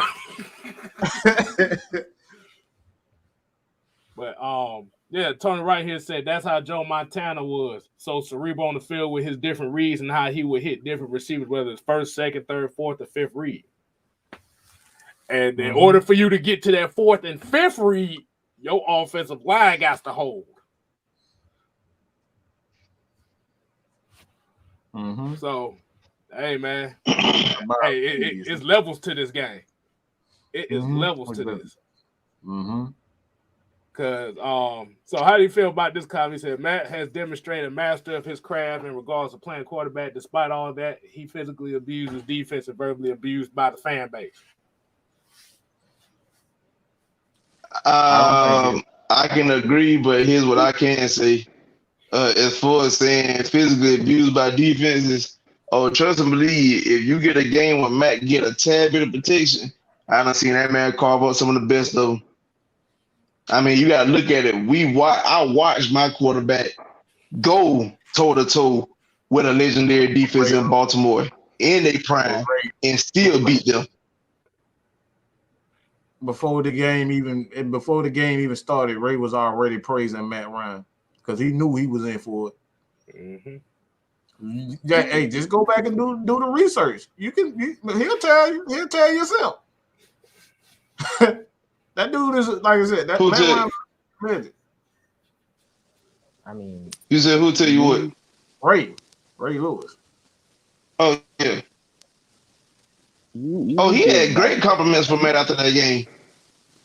Mm-hmm. He had great You compliments after that game. He was like, Matt is one of the better QBs that's coming up in this league. He had high praise for that man. Mm-hmm. if you And we give talking about a game where, if I'm not mistaken, didn't Turner get knocked out that game? He caught a concussion. Mm-hmm. Yep. Yeah. So we talking about Matt going against Malvin. Don't get me wrong, Turner was a huge piece of our offense during that time, and we had Turner no more for that game. So Matt had to do it all. Mm-hmm. What you got, Alex? I heard you coming in. What you got for us? I mean, you give Matt Ryan just a little bit of time, nice play, done. Oh, you got a little bit of static there. Hold on. You got a little static. I don't know if You you got a got little static over home. an earpiece or something. That you got a little bit of static. A little static. Can you hear me now? No, I But don't. it's still kind of staticky. But, Can you hear me now? okay, Yeah, we're good. We're good now. All right, What you got cool. I mean, if you give Matt Ryan just a little bit of protection and a good play, it's done. You know, do that just like 5 times down the field, touchdown. You do that for the entire game, we win the game and we go on and make the playoffs. That's it. It's kind of that simple because Matt Ryan knows what to do. Like you give him a play, he'll go check this side, cool, not there, go that side, boom, completion. And then it'll just be like that for the entire game. So yeah, he just knows how to carve up defenses. Mm-hmm. I agree. And Sergeant Thomas here said he just looked up and said we're paying $29 million this year in dead cap money alone. That's the last bit nobody talks about. You know how much we could do. We could do so much with that. That's literally up there in the top 10 in dead cap situations alone. And you know the beauty part about that? All that comes off our books after this season. Yep. This is why we tell folks that dead cap stuff is important. All that money that we spend, like I said, it's 2 people on that list that literally has not played for the Falcons since 2019. We almost in the 2022. Mm-hmm. Just think about that. Yeah, man. Hey, like I said, you got to bad, but Bosa got hurt. Yeah, exactly. Shit. He wasn't worried about goddamn getting blasted. Well, he also made they made some nice like I said, they made some nice adjustments too. And like I said, Nick Bosa is just like let's call it what it is. He's an elite pass rusher. And not just pass rusher, he's an elite defensive end. He is that. All right. So I see a lot of disrespect for the opposing team when we talk about Falcons fans. Like Nick Bosa is a fucking legend, all right, in the making. He's gonna be that damn good for years to come. He stay healthy, he's gonna be a legend. He's gonna be in the Hall of Fame. He got that much talent. So when we talk about, whether or not a guy like Caleb McGarry can keep up with him, like this man is playing against 2 Hall of Famers. Cameron Jordan going in the Hall of Fame, okay? Whether we like that shit or not, he going in the Hall of Fame. He that damn good. He actually did good against him too. Don't take nothing away from him, man. Like this is what we gotta stop. Like man, y'all got over 106 in his career. He got 100. Caleb McGarry's he actually been playing pretty good against Cameron Jordan. So it's like the matchups that's been going on, whether it's this year, last year. He's been playing pretty good against Cameron Jordan. I think when we played the Saints this year, he maybe allowed one or 2 pressures. He didn't really face Cameron Jordan that often in that game, but I think allowed 1 pressure. And for Marcus Davenport, he didn't really allow many pressures to him. And he's a good pass rusher. He was debatably, he was second behind what's his name, Hendrickson over there. So. Caleb McGarry can hang with some big guys, and not to mention with Shaq Barrett, he barely allowed any pressures in that game. So it was fun. It was nice to watch. I'm gonna touch on what Tony Hall said. Tony Hall said he said building this team to a constant winner would take a little bit of time and patience, like the Braves did when they had to retool around Freddie Freeman years ago. And I look what came of it. And sir, please, Mike did right. He did right. He clapped it up for you because you my good man. You are absolutely correct. The people tend to forget that the Braves that lost 95 games back in 2015. And it took them 6 years to get to that point. Even this year, we talking about a team that was like, they were practically dead in the water by the time All-Star break got here. Like nobody had the Braves doing nothing. But they believed in themselves. Their GM made the necessary trades and got the guys that they need to get in. And you went from, being at 500 by the All-Star break. Then, you was at the point during August, you win a game, lose a game, win a game, lose a game. But then y'all saw this thing, a streak came about. You came from the brink of elimination to winning your division for the 4th straight year. You end up getting, the seeding fell right for you. Y'all end up playing Milwaukee in the 2nd round. You knocked them out. The Braves what the word I'm looking for, exercise their demons by beating the Dodgers, who's been a thorn in their side in the postseason for years, to ultimately get the big prize. So, like, don't say it's not possible, because it's very much possible. It is very much possible. Mm-hmm. Yeah. And this year for the Falcons, what I look at what the Falcons doing this year is, it's not about them. It's not about them being able to. To me, it wasn't never about the players. I mean, I want to see some guys perform, no doubt about it. But it was more so, what can this coaching staff do with this team? And quite frankly, they definitely won my heart. Because what I've seen them do, have they made mistakes here and there? Of course. Well, we all watch coaches make boneheaded decisions. That's gonna happen. But I can see that the staff doing it now because they don't necessarily have their type of guys in. So when they get their guys in, when they get people that's willing, and when they get people that's willing to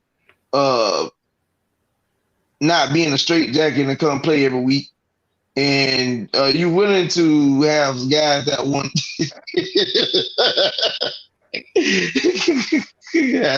I knew that comment was gonna rub Mike.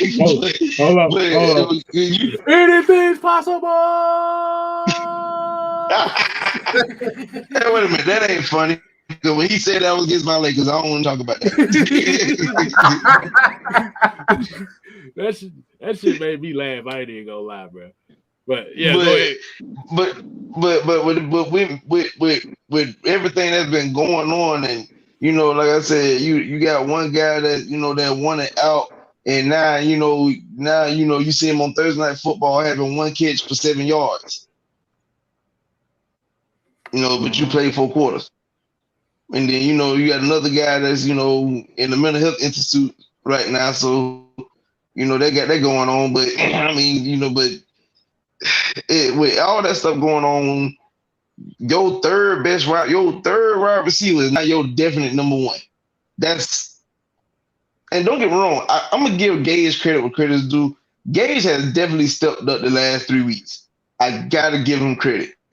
The man has been trying his best. He's been doing what he can, but it's only him. You see what the kids could do. He's so throughout the game. You might get a big play out of him here and there, and that might be it. But then people are, who else can he throw to? What you trying? You trying to throw the Christian Blake at clutch moments? That's what we're doing. I mean, I ain't got nothing against him, man. He's a special team, but we throwing the Christian Blake in clutch moments. Christian Blake. The same guy we be forgetting is on the team. Is he on the practice squad? You know what Christian Blake is good for? Preseason. Oh my God, really? Oh man. Oh, damn, Al. He had to do him like that. He's not bad during the regular season. Not great either, but like that's where I look at him. I'm about to say, how we know if he's bad or good if we don't see him at all? I mean, all I remember is when he caught that ball in the Tampa Bay game in the second week and almost got a concussion and was out for the season. That's the only play I remember. Be on the field. They look like it's gonna break him, boy. Oh man! And speaking of, I got a bone to pick with you. They can cut this or whatever they want to do, but I got a bone to pick with this fan base. How do y'all disrespect your own team like y'all do? Kyle Pitts shouldn't be in the Pro Bowl? We serious? Man, got a season like Jeremy Shockey rookie year, and you disrespecting your tight end. Y'all say y'all love your team, but somehow, some way, Cordell Patterson didn't get in. Y'all couldn't put out enough votes to let you vote as many times as you want to. Oh, I talked about. You couldn't get Cordell Patterson. You couldn't get AJ Terrell to be in the Pro Bowl this year with the season that he had. But y'all say y'all love the Falcons. You a Falcon fan. You a Grady baby. I'm raised in East Point. I'm raised up in Gresham Road. Quit laughing. I ain't laughing. That shit ain't funny. I'm a greedy baby. I'm not even gonna lie. I can't name many tight ends that have like a lot of gravity, like Kyle Pitts does. Like, there's George Kittle, there's Kelsey, there's Mark Andrews, and that. I mean, there's probably a little bit more, but like you got to understand, Kyle Pitts may not be getting the whole bunch of production because teams are literally pushing resources to stop him. First of all, in order to stop Kyle Pitts, you need to at least have a great man coverage safety, which is trust me, it is very hard to find that type of safety, or you got to bracket him. So, like, look, having Kyle Pitts opens up a room for it, like, when Ridley comes back, boom, we're good. And you want to bracket Ridley? Gage, done. Like, and Cordero, done. Like, this is what Pitts offers you. He offers you to like switch up your whole personnel or divert resources to him, which in that Pro Bowl that he earned was rightfully so. You saw what he did to Miami. That's all I really need to say. That's really all I need to. If you don't have those resources, that's what Kyle Pitts can do. So you leave him. All I'm saying is like the man lead the NFC in what in yards. You know he don't have the TDs, but of course, what you think gonna happen when you get to the red zone? They bracketing him. They know he's a red zone threat. The dude is 6'6". He's Calvin Johnson stationed as tight end. Come on, bro. But we putting a lot of pressure on this man as it is. He's a rookie, and he's basically had to help carry our offense. He should never have to do that. If things would have went the way they were supposed to, he wouldn't have to do that. But unfortunately, the things went the way it is. So now he's became a number one target, and we talking about a dude that's on the verge of cracking 1,000 yards, even without the extra game. He probably could have got it within the last 2 games. Now, I mean, unless they really shut him out, whatever the case may be. Like, bro, there's no way he don't get over 1,000 yards this year. And this is rookie season. The man's been phenomenal for us all year. But y'all hate the pick. One of the few bright spots of this team, but really the whole team is a bright spot, whichever way you look at it. But at the end of the day, like you got to take shit for what it is. Like this man has given us everything. He's been humble. You know, then when they ask him questions, he's answering. He ain't in the media. He ain't saying no obnoxious things. The man he's a good kid. Support the man. Hey, I got to give a shout out to Josh Harris because a couple years ago they did a video about your overall rating on Madden, and you had a 50. That man was a 50 on Madden. Oh yeah, I remember that. And now he's a Pro Bowler. Hey, when you're a long snapper, you're gonna have the worst rating when you're a long snapper, bro. Exactly. When you go into franchise mode, that man about to have superstar development and long snapping.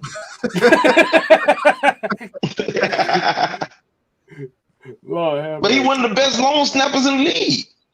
Like I be telling people, I say because it ain't flashing, it ain't highlights, stuff like that goes unnoticed. Oh, you don't pay attention to exactly.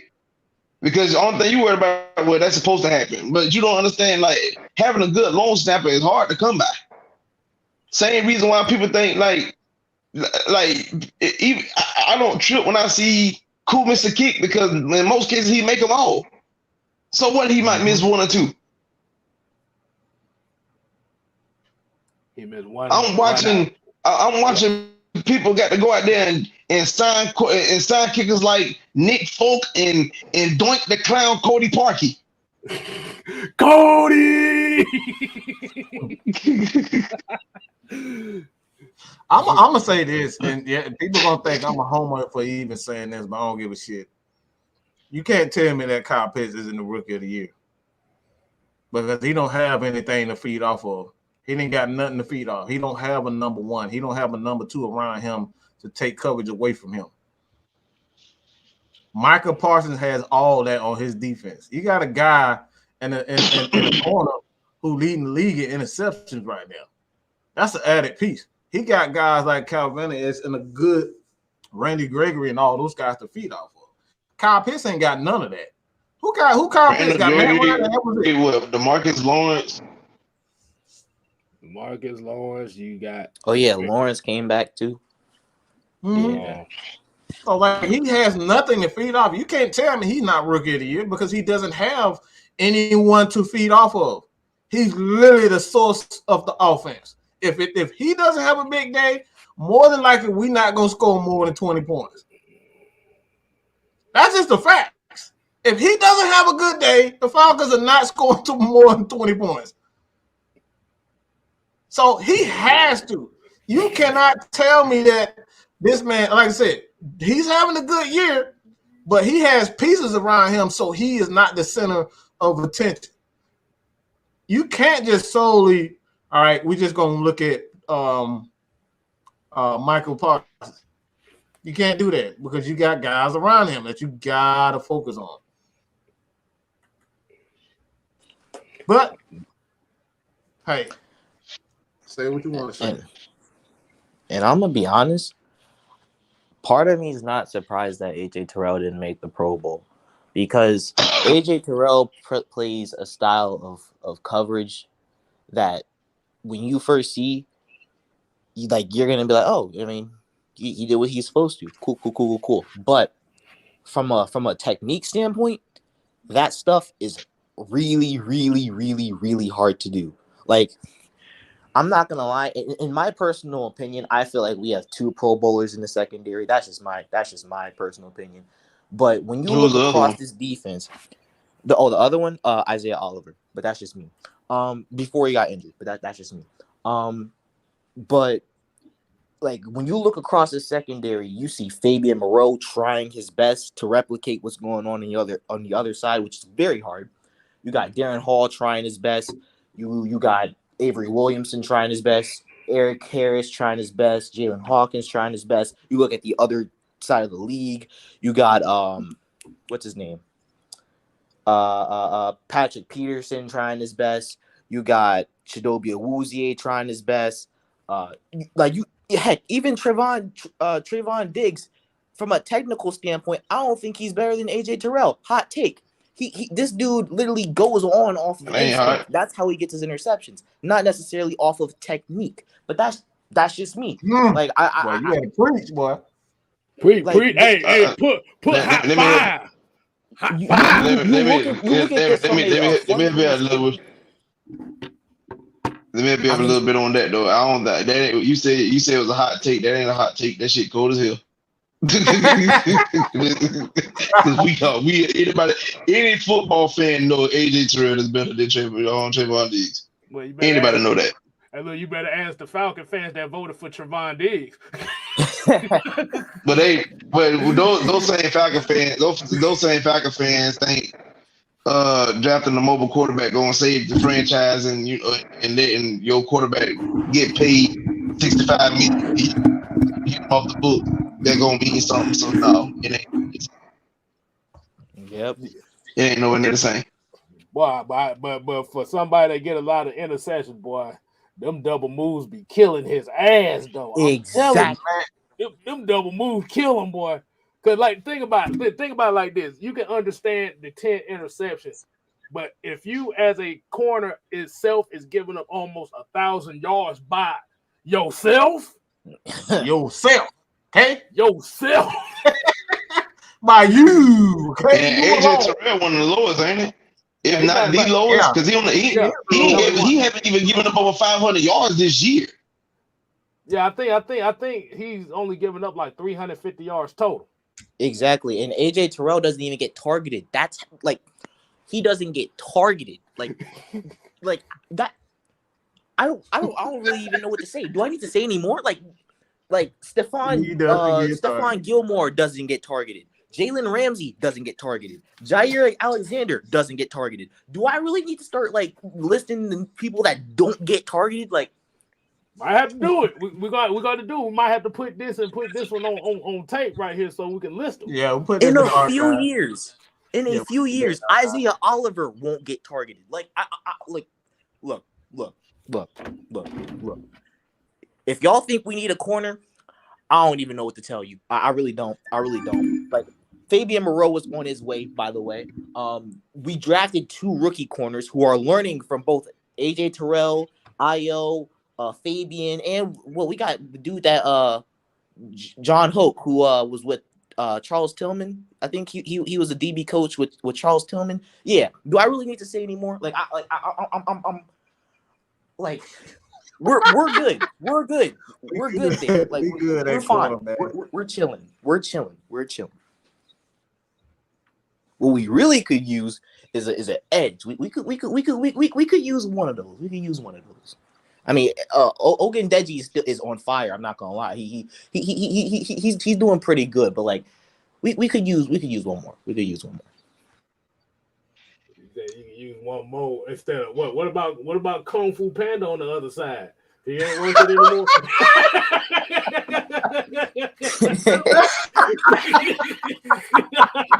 That man be throwing his hands everywhere. He be windshield like everything. That motherfucker be doing his best Bruce Lee impression. He's like, I'm gonna do the Fist of Fury. Yeah, man. Oh my that God. man trying to aggressively swat a fly. Boom. Exactly. That man said Kung Fu better. If y'all don't know what he's talking about Dante Fowler. When hit the mini Fist of Fury. Boy, he looked like he said he tried to bring. He said he tried to bring.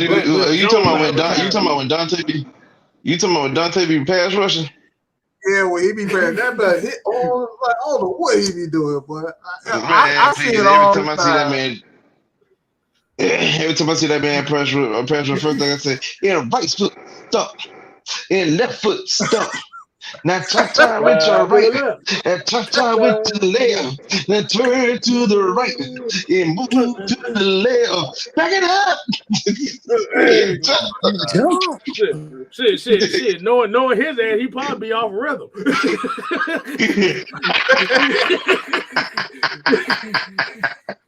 knowing his ass. Shit, boy, that boy, I see him do a chunk. I see him do one of them reuse spin kicks. That was the one Mike was talking about. He did a reuse spin kick and went nowhere. Bro, I mean, what the hell? I said, I know I didn't see that. I know I saw that. I said, I just know this dude and did. I don't know what it was. I don't know what that move was, but all I saw, this man was in the air kicking and his arm. I don't know what the hell it was, bro. Hey. I remember that play. I thought he was trying to reenact Billy Banks. We're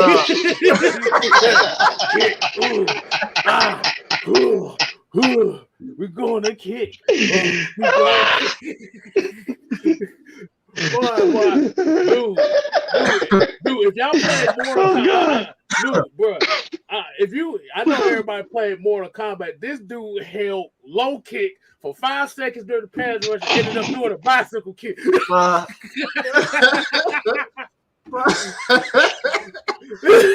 my god! Oh my god! You were like, bro, that's that old Mortal Kombat right there, boy. Y'all younger generation, that's before y'all time. See, now you got a couple buttons that you can use to go into the bicycle kick. Back in our day, you had to hold it for you to do the bicycle kick. So if you held it, you had to worry about getting your ass whooped while you held it. Oh my god! And don't let somebody block it. That mean that move was all for that. And look, the move took 3 seconds to accomplish. So you telling me you wasted 8 seconds of a fight trying to pull off a bicycle kick? Oh my god, man! Ooh, Lord have mercy. We sorry. We sorry about that, Dante. But bro, you asked for that. You asked for that. The next thing you know, the next game he gonna come with the rating damn super fly thing. Gonna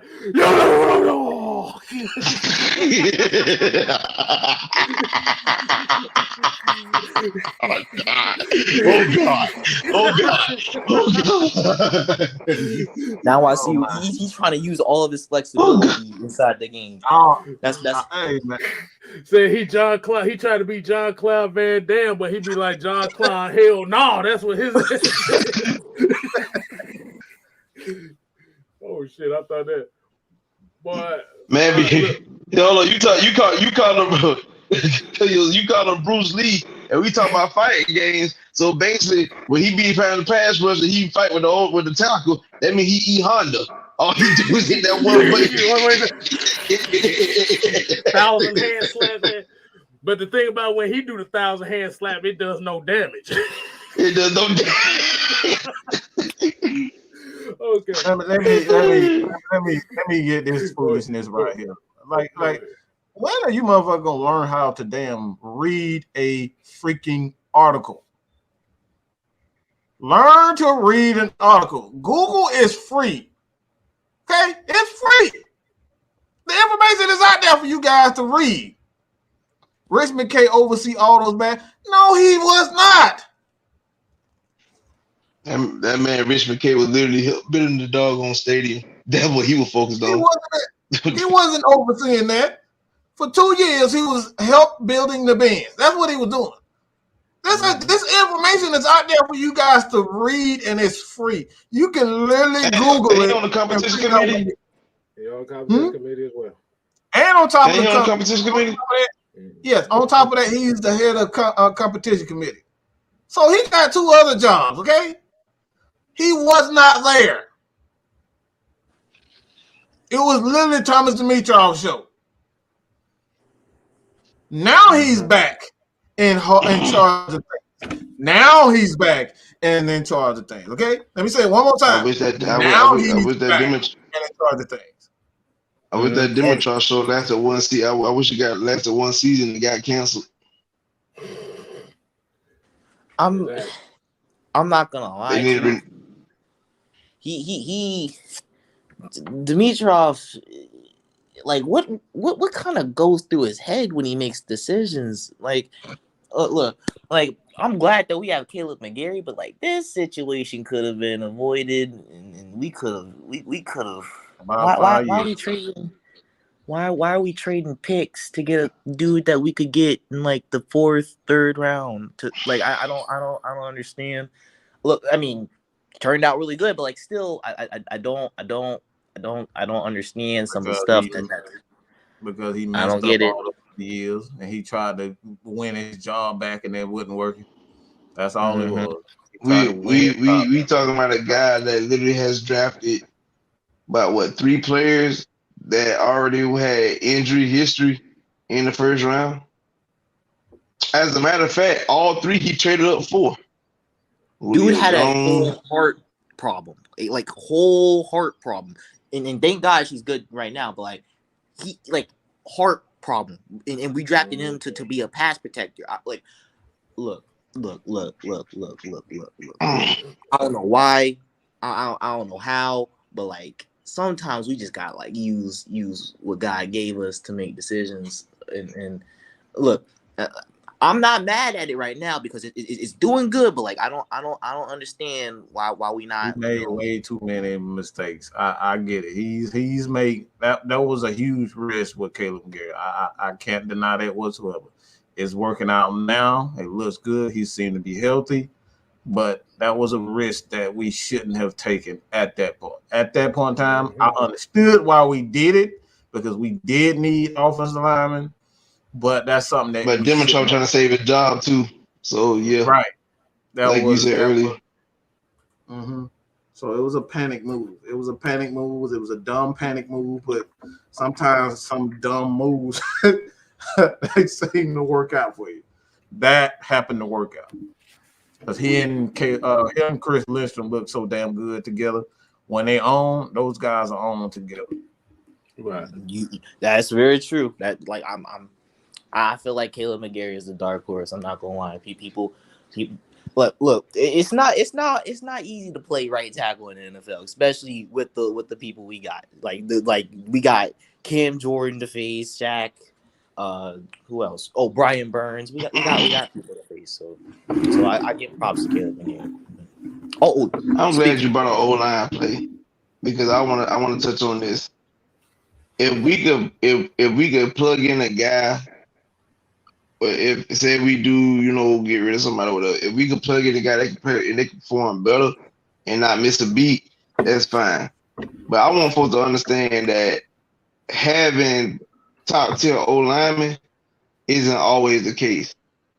Continuity on that line is what makes a line successful.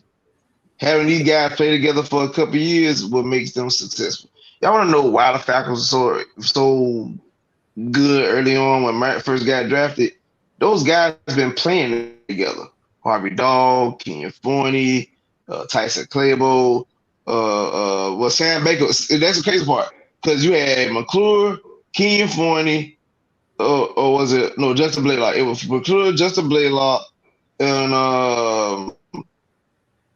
what the boy name is? Justin Blaylock, McClure, Harvey Dog, Tyson Clabo. Those guys been together, and the only person that was new to the line was Sam Baker, and we drafted him in the same draft as Matt Ryan. So we did what the Buccaneers did last year. Like they basically had the same line except for a rookie tackle. That's it. That's literally what makes your line successful. You got to have continuity. So for people that want, like I said, Gary has bad games, but every old lineman has bad games. Same with Mayfield. I'm seeing people drag Mayfield like Mayfield has definitely improved on the year. Mayfield is balling in my eyes. He still got growing pains to go through, but he's balling. I see some type of potential. Like I see that like sometimes his hands are in the right spot and he's trying his best. Other times, it's all over the place. But it's a consistency thing. And it's crazy too, because guess who also had that same problem? Isaiah Oliver. So I'm just saying. Look, we could be talking about Jalen Mayfield possibly in the Pro Bowl. So like we gotta give it time. So with Oliver case, like what's gonna help Mayfield because he's being coached by a guy that's an offensive line coach. But Oliver case, you played in a bad regime, and that's why things went the way it went. Now that he got put in a position to be successful before his injury, you've seen the difference in him in his play. Go ahead, Kevin. I got some interesting stats. It's kind of going towards that AJ Terrell, Trevon Diggs thing. I just pulled some stuff up that was very interesting. I think y'all might want to hear here. Okay, we got Trevon Diggs here. Okay, we talk about. He's played at 14 games, and we know he's got 10 interceptions, right? I want y'all to hear this part. He has been targeted 94 times, giving up an average of 53.2% completion percentage on him for 790 yards on 15.8 yard per attempt. Oh, shit. 16 yards an attempt on him. That's crazy. Goodness gracious. So he's for every target, he's giving up almost 9 yards per target. Do you know the quarterback passer rating when they're throwing him? Okay, the rating on him is 56. But this is the part that I want y'all to hear. He has a missed tackle percentage of almost 20. Hey, what? 17.5% of missed tackles. Wait. What? Now. Rick, give me AJ stats. Okay, AJ Terrell. Okay. As we know, he has 2 interceptions, right? Mm-hmm. He's been targeted 67 times. So that's 30. That's already 30 targets list. Only giving up 33 completions on 49% completion percentage. 9.8 yards per attempt, 4.8 yards per target. Passer rating 60. He's got a 60, but you also have to think about it. He's not getting as targeted as much as Trevon Diggs, though. That is true. It's like a whole 30. It's a 30. It's damn near 30 targets list. And he has a missed tackle percentage of 7.5. As a matter of fact, KStylzz, can you pull up? Wait, has Jair Alexander been healthy this year? Nah. Look at this man, Mike. All right. Well, can we like pull up someone else's stats just to compare like what an elite corner looks like and compare it to AJ and Trevon Diggs? Because I don't think that like Jalen Ramsey. I don't think that those stats do him justice. No, it ain't but really 2 or 3 guys that even compare to AJ. And that's just not that's people get so caught up in interceptions. Like that's a small part of being a and like you have to win. I was talking about this even last night on Kevin's show, which y'all guys can kind of find Thursday, his solo show. But I was talking about this.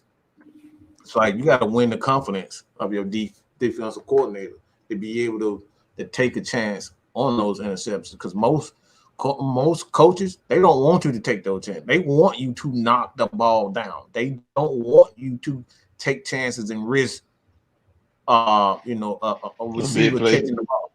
They don't want to give that up. That's the whole premise of what Dean Pease preaching. He does not want you to give up the big play. This is why the Falcons have yet to really give up plays over 40 yards. Yeah, we haven't given up play over 40 yards all year. All year. I can't think of what they teach you. We haven't given up one play touchdown this year, or at least that I can remember, because we're literally prided on playing too high coverages on traditional pass plays and keeping stuff in front of us.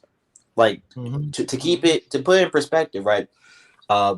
Too high shell coverages is what destroyed Patrick Mahomes in the Super Bowl, which gave Josh Allen problems midway through the season. Gave who else some problems? I think it gave one more passer some problems. But it gives those cannon arm quarterbacks problems when you play deep and force them to run the ball to get them out of there. So Patrick Mahomes. Hold on, we got another one. I got Jalen Ramsey's. Like these are advanced defensive stats on ProFootballReference.com, so y'all can look at them yourselves. Okay. Perfect. Okay. We got Jalen Ramsey. He's got 3 interceptions. Been targeted 76 times with 45 completions for almost a 60% completion percentage. Now he's giving up 436 yards. Remember, this is the top corner in top corner in the league right now. On 9 yards per completion, almost 6 yards per target. Giving up a quarterback rating of 67.7. That is literally identical to AJ Terrell. Like literally. No, for what he's saying, really and truly, AJ Terrell better. Exactly. And guess what AJ Terrell doesn't have? He doesn't have Aaron Donald. Exactly. He's getting targeted less, and the defense He is on the field. Grady, but like I said, even like our front is not as good as the Rams front. So like even then, like it just goes to show you how much of a difference things is. And if I'm being quite honest with you, those reps that AJ Terrell may be giving up completions in, if I'm being quite honest with you, aren't even really in man. So it's mostly in zone. So like and that just goes to show that AJ Terrell isn't even done developing. Like he could take a little bit of some tricks from Jalen Ramsey and playing some. he got Mr. Ain't got some bad technique. He really gets. Well, he likes to jump on a lot of stuff, and that's why he ended up getting beat.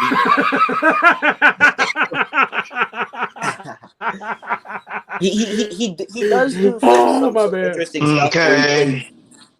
He acts like he plays man in zone sometimes, and it tricks up with quarterback progressions. But that's like the one thing that I think I'd like to see a little bit more of AJ Terrell doing. But he's amazing. Have y'all ever seen him play?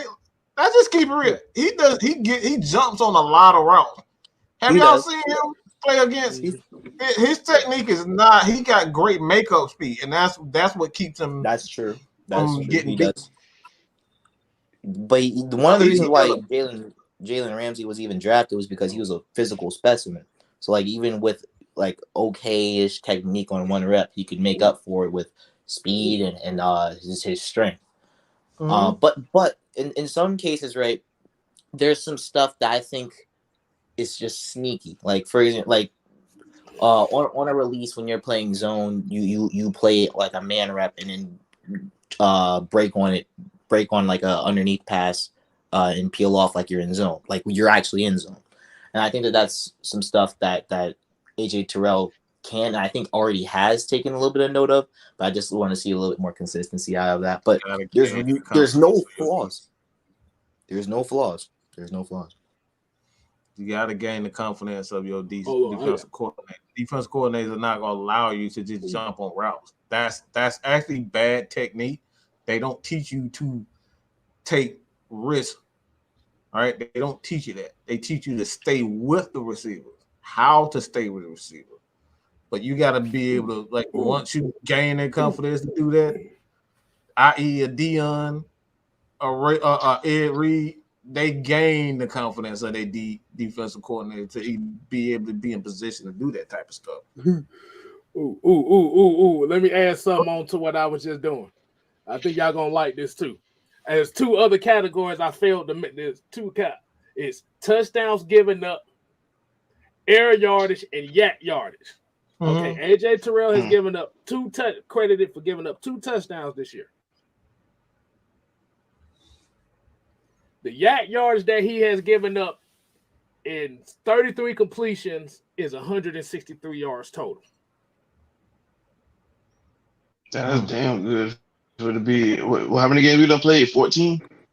And I think one of those touchdowns he's played 30. He's played 13. He's gave up 2 touchdowns. One of those touchdowns that he gave up was a miscommunication in cover 1 wrap. So like someone was supposed to pick up his man, right? I think either that or he was supposed to stick with his man, and no one did, and it was a touchdown in the Patriots game. So I don't think one of those touchdowns isn't on him. So yeah, and he's giving So remember, 2 touchdowns, yardage, 163 yards on 33 completions. And Trevon Diggs, let's look at this, shall we? He has given up 4 touchdowns. Wait a minute, the computer, don't do me like that, man. I'm about to throw some fire in here. He's given up almost 400 yardage and 50 completions. 400, dang.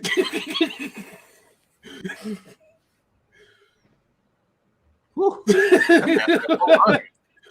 Damn. 392 yardage. And for those that might not know what yardage means, yards after catch. so once he gets burnt, So he gave up 4.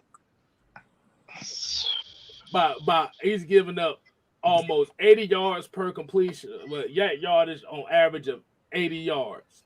That's So like, basically a typical Dan Quinn defense.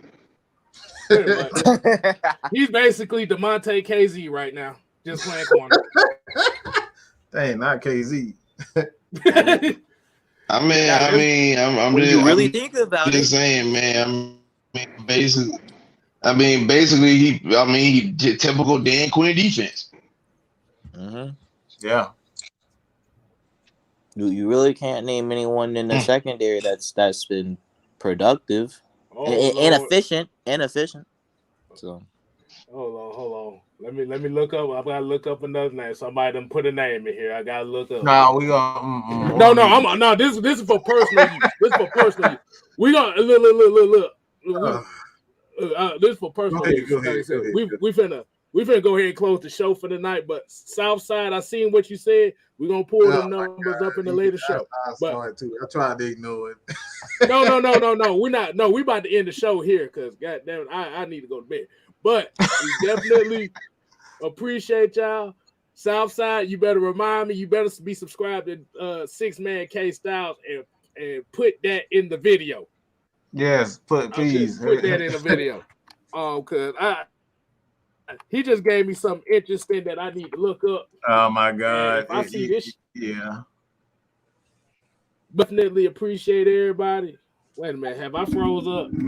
See, StreamYard tripping because I didn't expose they boy Trevon Diggs. StreamYard tripping. StreamYard mad because they're a Cowboys fan. Wow. Exactly. Oh my God. He tripping. Hey, I'm like, hey dog, he tripping.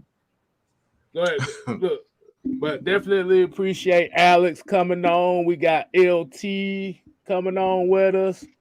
We definitely appreciate everybody tuning in. Y'all make sure y'all continue. It was a good show. It was an informative show. I like it. It was way more informative than I thought. And looking at some of these numbers, boy. You see how all I'm saying is a lot of us don't need. This ain't no shot at you. Ain't no shot at you, but no, we don't need. You see how you say it's an informative show. See how I can drop numbers like that on the top of my head. This is what we do, people. This is what we do. You got a great memory bank. I forget a lot of shit. You can pick it up like that, so I give him that. That's for damn certain. Yeah, we're gonna like I said, until next time here at AF. Like I said, make sure you subscribe to 6 Man KStylzz as well as Atlanta Falcons Nation. And I know most of y'all subscribe to Mad Mike, but if you're not, you go and subscribe to him too. And where can they find you, LT? Hey, you can find me on Twitter at wordplay_kid26. I'm funny. And we see that. We host a space at the games. We're gonna try to do some Georgia game also. The last Georgia game. Hopefully it's not the last Georgia game. We're gonna try to do that one if we have time to do it. But this is not quarterback it is. Oh my God! Don't. I was at. I swear to God, I hate your fucking guts. He always trying to pay me back, man. That's what that free that right there was for that damn Deion Jones. I know what his ass was. Exactly. You know I can't stand it, little motherfucker, man. Motherfucker, fool, boy. Boy. Look, he better put on a fucking cape or something because that motherfucker. If we lose to Michigan, boy, I'm raising hell. Hey, what's gonna happen is, boy, we gonna do the kicking it with KStylzz, and that's gonna be the cut. We're gonna do the coverage after the first couple games. Boy, that shit gonna be hilarious if Georgia lose. I hope not. Like I said, I ain't gonna say I hope not, but I'm about to say if I know I'm in a way I hope they do because we're gonna get some funny shit if they do. That's gonna be a live rant. So y'all look. Y'all thought I'm saving this shit for live air. I'm saving for live air. Y'all better pray that we win. I'm telling you. I ain't gonna lie to you. If Georgia lose for everybody, for the most part, we try to make it a family show. But if Georgia lose, go ahead and put your kids to bed. Ain't no family show. Ain't gonna be family friendly that night. Go ahead and put your kids to bed. It ain't gonna be family friendly. Exactly. This is gonna be rated. This is gonna be rated PG-13/R. For as much cussing that's gonna be. But my thing that went out of focus, man. See, I told you, man. Ever since I'm putting these numbers up with trader ideas, my shit started tripping. But until next time, Merry Christmas to everybody. Hopefully you have a great Christmas and a New Year. Merry Christmas. So at AFN, we ain't here to play. We here to stay. You ain't got to go home. But you got to get the hell out of here. Boom. Deuces.